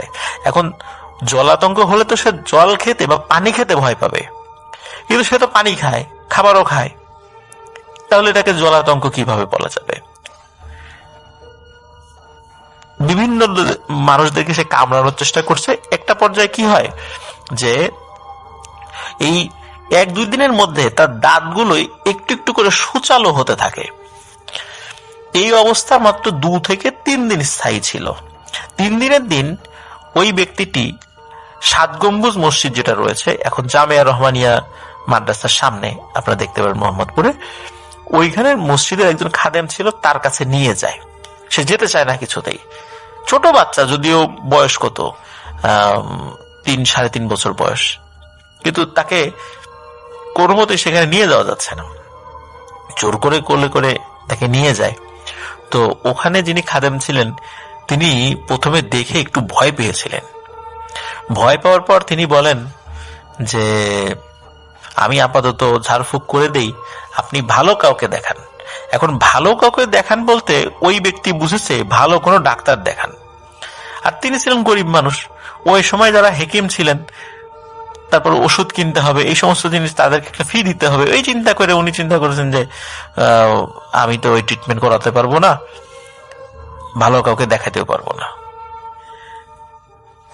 ওই খাদেম এই কথা বলার পরে যখন একটু ঝাড়ফুঁক করে দিয়েছেন, তাকে নিয়ে যাওয়া হয়। ওই ঝাড়ফুঁক যখন করেছেন তখন একটু শান্ত ছিল বাচ্চাটা, কিন্তু ওই রাতটাই ওই বাচ্চাটি মারা যায়। এই বিষয়টা নিয়ে আসলে প্যারানরমাল কোনো কারণে হয়েছে এটা ওই পরিবারের সদস্যরা মনেও করেনি, এবং আশেপাশের লোকজনও বলেছে যে তার জলাতঙ্ক হয়েছে। তো বাচ্চার মৃত্যুতে পরিবারের সবাই শোকে ভেঙে পড়ে, এবং সেটা হওয়াটাই স্বাভাবিক। এই ঘটনার 3 থেকে 4 দিন পর ওনার যে মেঝ সন্তান, সেও মেয়ে, তার হঠাৎ করে একই সমস্যা দেখা দেয়। সবাই বলে যে জলাতঙ্ক রোগী কামড়ালেও তার জলাতঙ্ক হয়, এই কারণে ওই মেজ মেয়ের এই সমস্যা দেখা দিয়েছে। মেজ মেয়ের একই সমস্যা, সে যাকে দেখে তাকেই কামড়াতে চায়, কিন্তু সে কিন্তু পানি খেতে পারে, সে পানি খায়, খাবার খায়, তাহলে এটাকে আমরা কিভাবে জলাতঙ্ক বলতে পারি? হতে পারে এটা মেডিকেল সায়েন্সে অন্য কোনো রোগ হলেও হতে পারে। এখন ওনার মেজমের বয়স ছিল 7-8 বছর। দেখা দিল তার দাঁতের ওই সূচালো সমস্যা, দাঁতটা সূচালো হয়ে যাচ্ছে। তখন ওই পরিবারের সদস্যরা, মানে বাচ্চার মা বাবা, তারা বুঝতে পারলেন তাদের এক সন্তান যেভাবে মারা গেছে, এই সন্তানও মনে হয় এইভাবেই মারা যাবে। কিন্তু কোনো মা বাবা কি তার সন্তানকে এভাবে মরতে দিতে পারে? সে যখন বিশেষ করে সন্তান যখন খুব এক্সট্রিম লেভেলে উৎপাত শুরু করে দিল, তখন আবার সেই সন্তানকে অন্য আর একটি মসজিদের হুজুরের কাছে নিয়ে যাওয়া হয়। সে হুজুর দেখে আসলে কিছু বুঝতে পারে না, সে এমনি ঝাড়ফুঁক করে দেয়, আর কিছুই বলতে পারে না। আবার তাকে বাড়িতে নিয়ে আসে। বাড়িতে নিয়ে আসার 1-2 দিনের মধ্যে ওই বাচ্চাটিও মারা যায়। ওই বাচ্চাটি মারা যাওয়ার 2 থেকে 3 দিন পর ওনার যে বড় সন্তান, সেটা ছেলে সন্তান ছিল, তার বয়স ছিল 14-15 বছর। এই একই সমস্যা তার মধ্যে দেখা দিল। প্রিয় লিসেনার্স, যদি তাদের জলাতঙ্কই হতো এবং তাদের কামড়ে যদি এই সমস্যা অন্যের মধ্যে সংক্রমিত হতো, সে জম্বি যে ভুতুরে যে মুভিগুলো আছে সেরকম, তাহলে তো পরিবারের সদস্যদের বাইরেও অন্য ব্যক্তিদেরকেও সে কামড়িয়েছিল, তাহলে তাদের তো হচ্ছে না, মা বাবার হচ্ছে না, কেন ওই সন্তানদের হচ্ছে? যাই হোক, তার মধ্যে যখন এই সমস্যা দেখা দেয়, তখন এই বাচ্চার মা বাবা তারা বুঝতে পারে তাদের একমাত্র সন্তান এই জীবিত আছে, তাদের বড় ছেলে, অন্য 2 সন্তানকে আল্লাহ নিয়ে গেছেন। এখন যে কোনো মূল্যে একে সেভ করার চেষ্টা করতে হবে। তখন আবার সেই 7 গম্বুজ মসজিদের সেই খাদেমের কাছে যান। ওই সময় আবার ওই মসজিদের ইমাম সাহেব ছিল। খাদেম তাকে দেখে বলে যে তোমার ওই ছোট বাচ্চাটা কই? বলে সে তো মারা গেছে। তখন খাদেম যখন সব কথা শুনে, তখন সে বলে যে তোমাকে আমি বললাম যে ভালো কাউকে দেখাইতে। তখন উনি বলেন যে ভালো কোনো ডাক্তার কিভাবে দেখাবো? তখন ওই খাদেম বললেন যে আমি তো তোমাকে ভালো ডাক্তার দেখাতে বলি নাই, আমি বলছি ভালো কোনো হুজুর দেখাইতে। তুমি ডাক্তারের কথা কেন ভাবলা? আমাদের ইমাম সাহেব আছে, দ্রুত তার কাছে নিয়ে চলো তোমার বাচ্চাকে। তখন খাদেম সাথে গিয়ে ইমাম সাহেবের সাথে দেখা করিয়ে দেন। ইমাম সাহেবকে দেখা মাত্রই ওই যে 14 বছর বয়সী যে ছেলে সন্তান, সে খুব ক্ষিপ্ত হয়ে যায়, বিশ্রী ভাষায় গালিগালাজ করতে থাকে। ইমাম সাহেব দেখেই বলেন, সর্বনাশ, এ তো ভয়ঙ্কর এক পিশাচের খপ্পরে পড়েছে এই ছেলে। এ কিভাবে এই পিশাচের খপ্পরে পড়লো? এ তো যেনতম পিশাচ না, কিন্তু খুব ভয়ঙ্কর একটা পিশাচ, ও তো মারা যাবে খুব দ্রুত। তখন ওই বাচ্চার মা বাবা বলে, হ্যাঁ, আমার আরো 2 সন্তান এভাবে মারা গেছে। বলে যে তোমার এই সন্তানরা স্বাভাবিক কোন রোগে মারা যায়নি, তুমি সত্যি করে বলো তো এমন কোন ঘটনা কি নিকট সময়ের মধ্যে ঘটেছে এই ঘটনাটা অস্বাভাবিক ছিল? তখন উনি বলেন যে হ্যাঁ, এরকম একটা ঘটনা, আমি তো এরকম একটা কলস পেয়েছিলাম, সেটা ভেঙেছিলাম, ওর মধ্যে আমি কয়েকটা পেরেক পেয়েছিলাম। এই পেরেক যেহেতু উনি খুব স্বাভাবিকভাবে জং পড়া পেরেক ছিল, তো সেটা উনি ফেলেও দিয়েছেন।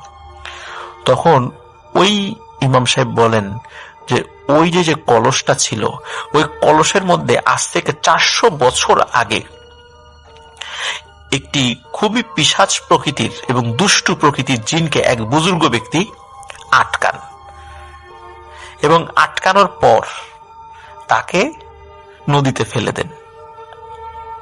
তুমি এত বছর পর কোনো না কোনো ভাবে এবং ওই জিনিসটি যখন ভেঙে ফেলেছো, তখন ওটার ভেতর থেকে ওটা মুক্ত হয়ে গেছে। আর ওইটার স্বভাব হচ্ছে সবাইকে ক্ষতি করা, উপকারীকেও ক্ষতি করা আর স্বাভাবিক মানুষদেরকেও ক্ষতি করা। ওইটার অত্যাচারে অতিষ্ঠ হয়ে ওই বুজুর্গ ব্যক্তি ওই দুষ্টু জিনকে কয়েদ করে পানিতে ফেলে দিয়েছিলেন। এখন সেটাই মুক্ত হয়ে গেছে এবং তোমার মাধ্যমে সেটা মুক্ত হয়েছে। যেহেতু তোমার মাধ্যমে সেটা মুক্ত হয়েছে, সে দীর্ঘদিন ক্ষুধার্ত ছিল এবং এই ক্ষুধার্ত থাকার কারণে তোমার বাচ্চাদেরকে দিয়েই সে তার পিপাসা মিটিয়েছে। তোমার বাচ্চাদের রক্ত, ভেতর থেকে তোমার বাচ্চাদের রক্ত সব খেয়ে ফেলেছে। আর ওদের মধ্যে যে হিংস্রতা পরিলক্ষিত হতো, সেটা মূলত এই পিশাচেরই হিংস্রতা। এখন এই বাচ্চাকে বাঁচানো অনেক কঠিন হয়ে যাবে। তখন হুজুর ওই বাচ্চার উপর ওই পিশাচ জিনটাকে হাজির করেন এবং হাজির করে বলেন যে এরা তোকে উপকার করলো, তোকে মুক্তি দিল, তারপরও এই পরিবারকে তুই ক্ষতি করলি। তখন ওই পিশাচ জিনটি বলে যে হুজুর, তুমি তো জানতা আমার স্বভাব কেমন, তুমি তো তোমার সাথে থাকা জিনদের মাধ্যমে আমার সম্পর্কে জেনেই গেছো, সুতরাং আমাকে সব কথা বলে লাভ হবে না। ওর এই বাচ্চাকেও নিয়ে যাব এবং ওর পরিবারকে আমি শেষ করে দিব। তখন হুজুর বলে যে বাচ্চা দুটোকে তো নিয়েছো, একে ছেড়ে দাও। তখন বলে যে না, একে যেহেতু ধরেছি ছাড়বো না। ঠিক আছে, তুমি যেহেতু বললা, আমি এই বাচ্চার মা বাবাকে ছেড়ে দিলাম, ওদেরকে কিছু বলবো না, কিন্তু এই বাচ্চাকে আমি নিয়ে যাবই, কেউ আটকাতে পারবে না। হুজুর অনেক চেষ্টা করেন, অনেক দোয়া দুরুদ পড়ে আটকানোর চেষ্টা করেন, কিন্তু কোনোভাবেই ওই পিশাচটাকে তিনি আটকাতে পারেন না। শেষ পর্যন্ত এমন একটা অবস্থা হয় যে সকলের সামনে ওই সন্তান সে শরীর কচলাতে থাকে, মানে খিঁচুনি উঠে যায় এবং একটা পর্যায়ে সে নিস্তেজ হয়ে যায়। সকলের সামনেই বাচ্চাটি মারা যায়। আসলে নিজের সন্তানের সামনে এরকম ছটফট করতে করতে মৃত্যু দেখা, এটা কি কোনো মা বাবা সইতে পারে? প্রিয় লিসেনার্স, নিশ্চয়ই না, এটা কেউ সইতে পারে না। স্বাভাবিকভাবে তারাও পারেনি, কিন্তু আল্লাহ এভাবেই চেয়েছিলেন যে তার মৃত্যু হয়তো বা এভাবেই হবে, এই জন্য তার মৃত্যু হয়। তখন ওই বুজুর্গ ব্যক্তি বলেন যে, বুজুর্গ ব্যক্তি মানে ওই ইমাম সাহেব, তিনিও অনেক আল্লাহওয়ালা বুজুর্গ লোক ছিলেন, তো বলেন যে তোমার ইচ্ছা তো পূর্ণ হয়েছে, এখন আর কাউকে কোনো ক্ষতি করো না, চলে যাও।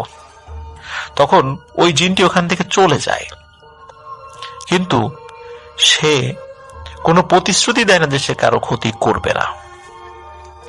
ওই এলাকাতে একটি সমস্যা এরপর থেকে শুরু হলো। রাতের বেলা কেউ যদি মাছ ধরতে যেত নৌকা নিয়ে, অনেকেই দেখতো হঠাৎ করে সামনে একটি কালো মেঘ ভেসে আসছে। মেঘ তো আকাশে থাকার কথা, কিন্তু তা না, পানির কিছুটা উপরে ওই মেঘ ভেসে রয়েছে। ওই কালো মেঘের আরো একটি বৈশিষ্ট্য ছিল, ওই মেঘের মধ্যে বিজলি চমকাতো, কিন্তু সেটি কিন্তু আকাশে না, একদম নৌকার কাছাকাছি একখণ্ড মেঘ। প্রিয় লিসেনার্স, আপনারা একবার ভাবুন, রাতের বেলা আমরা নৌকায় বসে আছি বা হেঁটে যাচ্ছি, হঠাৎ করে দেখলাম যে কালো এক টুকরো মেঘ আমাদের সামনে ভেসে যাচ্ছে এবং তার মধ্যে বিজলি চমকাচ্ছে, ঠিক যেমন কালবৈশাখীর মেঘের মধ্যে আমরা বিজলি চমকাতে দেখি। তখন ওই মাঝিরা বা জেলেরা যারা নৌকায় থাকতো, তখন তারা ওটা দেখে খুব ভয় পেত এবং ওই মেঘটি কাছাকাছি এসে হঠাৎ করে একটি ভয়ঙ্কর মানুষের মতো একটা মাথার আকৃতি ধারণ করত এবং চেহারাটা মানুষের মতো দেখা গেল, সেটা থাকতো খুবই ভয়ঙ্কর এবং কাছে এসে হঠাৎ করে গর্জন করে উঠত। ওই দৃশ্য দেখার পর অনেকেই প্রচন্ড ভয় পেত, ভয় পেয়ে নাকি কেউ কেউ মারাও গিয়েছে, কেউ কেউ নৌকা থেকে ঝাঁপ দিত, কেউ কেউ ওখানে সেন্সলেস হয়ে যেত। এই ধরনের সমস্যা ওই মোহাম্মদপুরের আশেপাশে ঘটতে থাকলো। সকলের মুখে মুখে ছড়িয়ে পড়লো যে রাতের বেলা মাছ ধরতে গেলে হঠাৎ হঠাৎ নাকি এই ধরনের সমস্যার মধ্যে পড়তে হয়। অনেকেই দোয়া দুরুদ পড়ে যেতে থাকলো। আস্তে আস্তে এই সমস্যা কমে গেল এবং একটা সময় এগুলো আর দেখা গেল না। আসলে ওটাকে কেউ নতুন করে বন্দি করেছে কিনা বা সে অন্য কোথাও গিয়ে উৎপাত শুরু করেছে কিনা, এই বিষয়টি আসলে আর জানা যায়নি। তবে এটা সত্য যে নিঃসন্দেহে ওইটি খুব ভয়ানক শক্তিশালী একটি পিশাচ প্রকৃতির জিন ছিল এবং যেটি মানুষকে খুবই কষ্ট দিত এবং যার কারণে কোনো এক বুজুর্গ ব্যক্তি তাকে 400 বছর ওর মধ্যে বন্দী করে রেখেছিল এবং সেটি মুক্ত হয়ে যায়। এখনো কি সেটি মুক্ত অবস্থায় আছে নাকি সে মারা গেছে? পিশাচটা এত অল্প সময়ে মারা যায় বলে মনে হয় না। আল্লাহ যদি তাকে মৃত্যুবরণ করায় তাহলে তো মারা গেছে, আর যদি জীবিত থাকে তাহলে নিশ্চয়ই সে আরো মানুষের ক্ষতি করে বেড়াচ্ছে, কিন্তু কোথায় আছে আমরা কেউ জানি না। প্রিয় লিসেনার্স, যেই ব্যক্তির পরিবারের সাথে ঘটনা ঘটেছে উনি নাকি পরবর্তীতে ওই মোহাম্মদপুর ছেড়ে সদরঘাটের ওই দিকে চলে যান পরিবার সহ। ওখানে নাকি ওনার পরে সন্তানাদি হয়েছিল, কিন্তু তারপরে কি হয়েছিল আর জানা যায় না। তবে এতটুকু জানা যায় উনি স্বাভাবিকভাবে জীবনযাপন করেছিলেন পরবর্তীতে। আর এই ঘটনা অল্প কিছু লোকের মুখে মুখে শোনা যায় এবং যিনি আমাকে বলেছেন তার নাম হচ্ছে বেলাল আহমেদ। আর উনি এই ঘটনাটি বলার পর বলেছেন যে এটি আসলে মানে ভাঙা ভাঙা ঘটনা, মানে এটা একদম মানে খুব সুন্দর করে ফিনিশিং দেওয়ার মতো করে আসলে বলা যায় না, মানুষ জানে না, যেহেতু অনেক আগের ঘটনা মানুষ ভুলে গেছে। আর ঢাকা শহরে তো মানুষ আসলে এক জায়গা থেকে আরেক জায়গায় সরে চলে যায়, কেউ অনেকেই স্থায়ী না সেখানে, যার কারণে এই ঘটনাটি মূলত অনেক পুরাতন কোনো মানুষের কিছুটা জানা থাকে। থ্যাংক ইউ সো মাচ আপনার ঘটনার জন্য, আপনাকে অনেক ধন্যবাদ। এবং আমি এখন যেটা করব সেটা হচ্ছে চলে যাব সরাসরি আমাদের পরবর্তী যে অতিথি আছেন তার কাছে। রুবেল ভাইয়া হচ্ছে যেখানে থাকতেন, তো ওনার পাশের বাসায় হচ্ছে এক কবিরাজ আঙ্কেল থাকতো। তো যেহেতু উনি পেশা কবিরাজ, ওনার কাছে তো নানান ধরনের লোকজন আসতো। তো রুবেল ভাইয়ের এই বিষয়টা আমার খুব ভালো লাগতো, যার জন্য উনি প্রায় সময় ওনার বাসায় যেতেন, ওনার সাথে গল্প করতেন। তো এরকমই কোনো একদিনে উনি দেখেন যে এক বয়স্ক ভদ্রলোক কবিরাজের সাথে দেখা করতে আসে। তো ওনারা গল্প করতেছে, কথা বলতে বলতে এক পর্যায়ে সে বয়স্ক আঙ্কেল বলে বসে কবিরাজ আঙ্কেলকে ইঙ্গিত করে যে তুমি এই কবিরাজিটা ছেড়ে দাও, কেননা আমিও এক সময় কবিরাজ ছিলাম এবং আমার অনেক সমস্যার সম্মুখীন হতে হয়েছে। তো রুবেল ভাইয়াও এই ঘটনাটা শুনে, মানে এই কথাটা আর কি মূলত শুনে বেশ আগ্রহী ওনাকে জিজ্ঞেস করে যে আপনার জীবনে কি এমন কোনো লোমহর্ষক ঘটনা আছে? তো এটা শুনে তখন বয়স্ক আঙ্কেল হচ্ছে রুবেল ভাইয়ের সাথে একটা ঘটনা শেয়ার করে। এই ঘটনাটাই আজকে আমি আপনাদের কাছে বলবো। তো মানে ওই ভদ্রলোক আঙ্কেল উনি বলে যে আমার একসময় কবিরাজি শিক্ষার প্রতি অনেক আগ্রহ ছিল। তো উনি হইতেছে যে কবিরাজি এই শিক্ষার জন্য হইতেছে বিভিন্ন সময় অনেক কবিরাজের সাথে দেখা করতেন। তো এভাবে দেখতে দেখতে ওনার একজন হচ্ছে এক সময় বড় কবিরাজের সাথে পরিচয় হয়। তো উনি ওনাকে গুরু বলে ডাকা শুরু করে। তো ওনার গুরু ওনাকে বলে যে তোর কি সাহস আছে? এই কবিরাজি শিখতে অনেক সাহসের পরিচয় দিতে গিয়ে অনেকেই কিন্তু মারা যায়। কিন্তু আঙ্কেলও বলে বসেন যে আমি পারবো, কিন্তু কি করতে হবে সেটা আমাকে বলুন। তো গুরু প্রথমে ওনাকে বলে যে তোকে 7টি স্থান থেকে যথাক্রমে রাত 1টার পর মাটি আনতে হবে এবং এটা আনার জন্য তোকে একাই যেতে হবে। তো উনি যে সব স্থানগুলো বলে সেগুলো হলো যে প্রথমে কবরের মাটি, তারপর 4 রাস্তা সংযোগ হয়েছে সেখানকার মাটি, তারপর শ্মশানের মাটি, এরপর যে পুকুরে কেউ গোসল করে না এমন পরিত্যক্ত পুকুরের মাটি এবং পরিত্যক্ত বাসার উঠানের মাটি। তো এইভাবে 7টি স্থান থেকে মাটি সংগ্রহ করার পর আঙ্কেল বেশ খুশি, কারণ উনি বুঝতে পেরেছেন যে ওনার প্রথম পরীক্ষা উনি সফল হয়েছে। তো যাই হোক, তো ওনার গুরু ওনাকে বলে যে তোকে এবার তোর দ্বিতীয় পরীক্ষার জন্য প্রস্তুত হতে হবে। তো আঙ্কেলও মানসিকভাবে তৈরি হলো। তো ওনার গুরু ওনাকে জানায় যে আজকে শ্মশানে এক হিন্দুর লাশ সৎকার করা হবে এবং হিন্দুরা লাশ পোড়ানোর পর লাশের কলিজা নিয়ে এক বাঁশের আগায় বেঁধে নদীতে গিয়ে হাঁটু পরিমাণ পানিতে পুঁতে রাখে। তোকে সেই বাঁশ সহ কলিজাটা নিয়ে আমার কাছে আসতে হবে। আর হ্যাঁ, আগের চাইতে কিন্তু এই কাজটা অনেক কঠিন আর তোকে অনেক ভয়ঙ্কর পরিস্থিতির সম্মুখীন হতে পারে, তোকে ভয় পেলে চলবে না।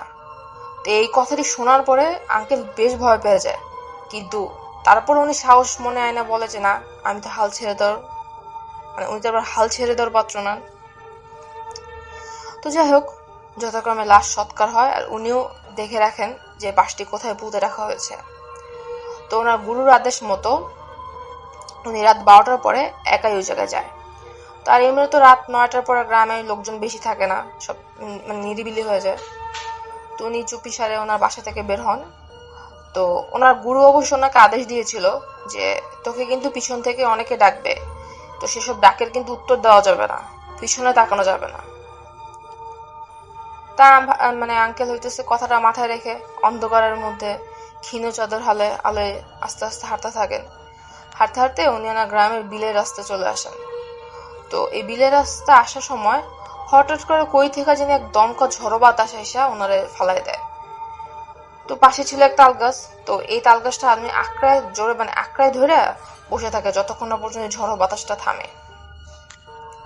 তো কিছুক্ষণ পর বা ঝড়টা থামলো, পরিবেশ হয়ে যায় নিস্তব্ধ। তো উনি নিস্তব্ধ হওয়ার পর এক দৌড়ে শ্মশানের নিকট চলে যায়। তারপর ওনার উনি নদীতে নেমে যায় ওনার নির্ধারিত স্থানটাতে। তারপর উনি বাঁশটা তুলেন। তো বাঁশটি তোলার সময় যে মাত্র উনি পানি থেকে বাঁশটা তুললো, তখনই মনে হলো যে কে জানি ওনার খুব শক্তি দিয়ে ওনার পাটা আটকায় ধরছে। উনিও কিনারায় আসতেছে, সেও পিছন দিয়ে মনে হয় ওনার পাটা ছাড়তেছে না। তো এই যে ওনার পাটা ছাড়তেছে না, এই সময় উনি একটা ভুল করে বসে। ওনার গুরু কিন্তু ওনাকে নিষেধ করছিল যে পিছনে ঘুরে তাকানো যাবে না। তো উনি এই ভুলটা করেই পিছনে তাকায় দেখে যে ওনার এই পা আর অন্য কেউ না, সেই একটু আগে যে লাশটা সৎকার হইলো সেই লাশটা তার পাটা আটকায় ধরে রাখছে। যাই হোক, উনিও হইতেছে যে খুব সাহস নিয়ে ওনারও পা খুব হিচড়ায় টানতেছে। কিন্তু এই যে ভুলটা করলো, এটার জন্য দেখা যেতেছে যে চারপাশ থেকে অনেক কান্না, হাসি, ভয়ঙ্কর চিৎকার আর আওয়াজের শব্দ আসতে থাকে।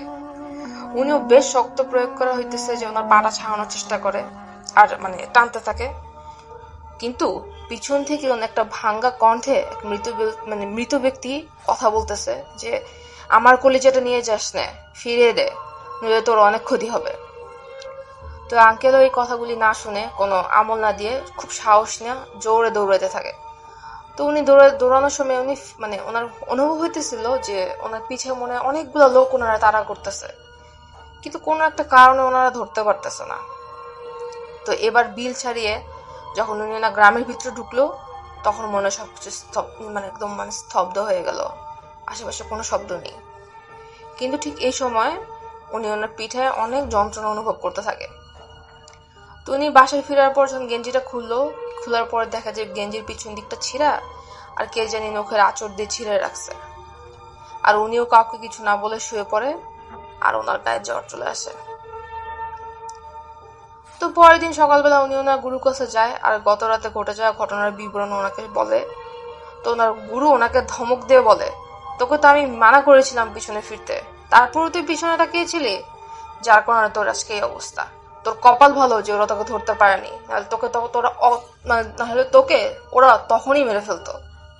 তো যাই হোক, উনি এরপরে ডাক্তারের কাছে যায়, তো ডাক্তারের ট্রিটমেন্ট নিতে থাকেন। তো নিয়ে হচ্ছে ওনার পিঠের যে কাটা জায়গাগুলা সারাতে থাকে। তো কিছুদিন পরে যখন উনি সুস্থ হয়, তো সুস্থ হওয়ার পর উনি গুরুর কাছে আবার গিয়ে দেখা করেন। তো ওনার গুরু ওনাকে বলে যে এবার তোকে তোর সর্বশেষ পরীক্ষার জন্য প্রস্তুত হতে হবে, আর এই পরীক্ষায় তুই যদি উত্তীর্ণ হতে পারিস তবেই তুই একদিন বড় কবিরাজ হবি। তো ওনার গুরু ওনাকে বলে যে যখন যুবতী হিন্দু মেয়ে যখন মারা যায়, তখন সে মারা যাওয়ার পর তাকে হইতেছে না পুড়ে শ্মশানের কোনো নিকটস্থ নদীর পাড়ে ওনারা পুঁতে রাখা হয় সে লাশটাকে। তো তোকে ওখানে গিয়ে বিভিন্ন ধরনের কাজ করতে হয়। তো কবিরাজ আঙ্কেল উনিও হইতেছে ওই ওনার কথা শুনে আঙ্কেল হইতেছে বের হয়ে যায়। তো এরকম একটা খুব খুব তাড়াতাড়ি হইতেছে উনি এরকম একটা লাশের সংবাদ পায়। তো লাশের সংবাদটা নিয়ে এসে ওনার গুরুর কাছে বলে। তো ওনার গুরু বলে তাহলে ঠিক আছে, আজকেই হবে তোর সে কাঙ্ক্ষিত কাজ, আজকেই রাতে হবে তোর পরীক্ষা। তো আঙ্কেলও তৈরি হয়, কোথায় পুঁতে রাখা হয়েছে সেটা উনি দিনের বেলাতেও দেখে আসছিল। তো সন্ধ্যার পরে উনি গুরুর বাড়িতে যায়। তো যাওয়ার পরে গুরু ওনাকে একটা পটলার মতো জিনিস দেয়, আর ওনাকে বলে যে এখানে হচ্ছে 5 কেজি জালের লোহা এবং কিছু পরিমাণ ইটের খোয়া, আর তোর সংগ্রহ করা মাটি, আর প্রথম সংগ্রহ করছিল প্রথম পরীক্ষাতে ওইটা, আর তোর দ্বিতীয় পরীক্ষা সংগ্রহ করা ওই সে কলিজাটা আছে। তারপর কিভাবে কি করতে হবে ওনাকে হচ্ছে উনি সব শিখায় দেয়। তো যাই হোক, রাত 12টার পরে প্রায় আনুমানিক রাত 12টার পরে আঙ্কেল হচ্ছে ওনার গন্তব্য উদ্দেশ্যে রওনা হয়। তো ওনার যাত্রাপথে উনি খেয়াল করেন যে এক সময় হইতেছে একদল কুকুর এসে ওনার পথ আটকায় দেয়। তো উনি হইতেছে ওদেরকে ওখান থেকে তাড়ানোর পর কিছু দূর হাঁটার পরে দেখে যে বিড়াল এসে ওনার চারপাশ দিয়ে ঘোরাঘুরি করতেছে। তখন উনি ওগুলোকেও তাড়ায় দেয়। তারপর ওনার গন্তব্যে উনি পৌঁছায়। তো ওনার গুরুর আদেশ ছিল যে তোর জামা কাপড়গুলো খুলে পাশের কোনো এক গাছে শক্ত করে বেঁধে রাখিস, আর মনে রাখিস এই কাপড়গুলো যদি গাছ থেকে সরে যায় বা উড়ে যায় তবে কিন্তু তুই ফিরে আসতে পারবি না। তো যাই হোক, উনি কাপড়গুলো খুব শক্ত করে বেঁধে রাখে। তারপর ওই পোটলাটা নিয়ে পোটলাটা যে ওনার গুরু ওনাকে দিচ্ছে ওটা নিয়ে সে পুঁতে রাখা লাশের কাছে যায়। তারপর সে পোটলাটা উনি ওনার পায়ে বেঁধে ওই কবরটা খোঁড়া শুরু করে। আর এই কবরটা যে উনি খোঁড়া শুরু করলো, চারিপাশ থেকে পরিবেশটা ভয়ঙ্কর হওয়া শুরু করে। চারপাশ থেকে কুকুর বিড়ালের শব্দ, হাসি কান্নার শব্দ, হাড় চিবানোর শব্দ, নানান ধরনের শব্দ ওনাকে ভয় দেখানো শুরু করে। তো উনি কোনো মতে এইসব চিন্তা ওনার মাথায় না রেখে ওনার কাজটা সম্পন্ন করার জন্য উনি নজর দেয়। তো যাই হোক, তো এক পর্যায়ে যেভাবে মাটি খুঁড়তে খুঁড়তে উনি লাশের কাছে পৌঁছে যায়। পরে লাশটা উনি টেনে উপরে উঠায় এবং গুরুর আদেশ মতো উনি লাশের বুকে সজোরে একটা আঘাত করার সাথে সাথে পুরো শ্মশান থেকে ভয়ঙ্কর আওয়াজ আসতে শুরু করে। কিন্তু উনি আওয়াজের চিন্তা বাদ দিয়ে ওনার গুরুর আদেশ মতো ওনার কাজে মনোযোগ দেন। তারপর উনি ওনার লাশের বুকের উপর উঠে বসেন এবং ওনার গুরুর কথা মতো লাশের মুখে সজোরে আঘাত করেন। তা আঘাত করা মাত্র লাশের মুখটা নিজে থেকে হাও হয়ে যায়। তারপর উনি হচ্ছে ওনার যে পায়ের সাথে যে পোটলাটা বাঁধা ছিল সেটা থেকে জালের লোহাগুলো বের করে এক এক করে লাশের মুখে দিতে থাকে, আর লাশের লোহাগুলো গিলতে থাকে। তো এখানে একটা কথা বলে রাখা উচিত, ওনার গুরু হচ্ছে ওনাকে বলে দিয়েছিল যে দেখ, এই জালের লোহা আর খোয়াগুলো যদি নিঃশেষ হয়ে যায় তবে কিন্তু তাকে ওই জায়গায় মরতে হবে। তো যাই হোক, উনি খুব সাবধানে এক এক করে সে আপনার ওই জালের লোহাগুলো দিতে থাকে, ওনার মুখে ভরতে থাকে। তো জাল লোহাগুলো সব শেষ হয়ে যায়। তারপর উনি ওনার পোটলা থেকে খোয়াটা বের করে। তা খোয়া বের করে উনি ওনার লাশের মুখে আবার সজোরে আঘাত করে। তো এক পর্যায়ে যখন খোয়াটা প্রায় শেষ তখন লাশের মুখটা বন্ধ হয়ে যায়। এই মুখ বন্ধ হয়ে যাওয়ার পর উনি ওনার ওই লাশটার মুখে আবার আঘাত করে। তারপর আস্তে করে লাশটার মুখটা খুলে প্রথমে যে কথা বলে, কি চাই তোর?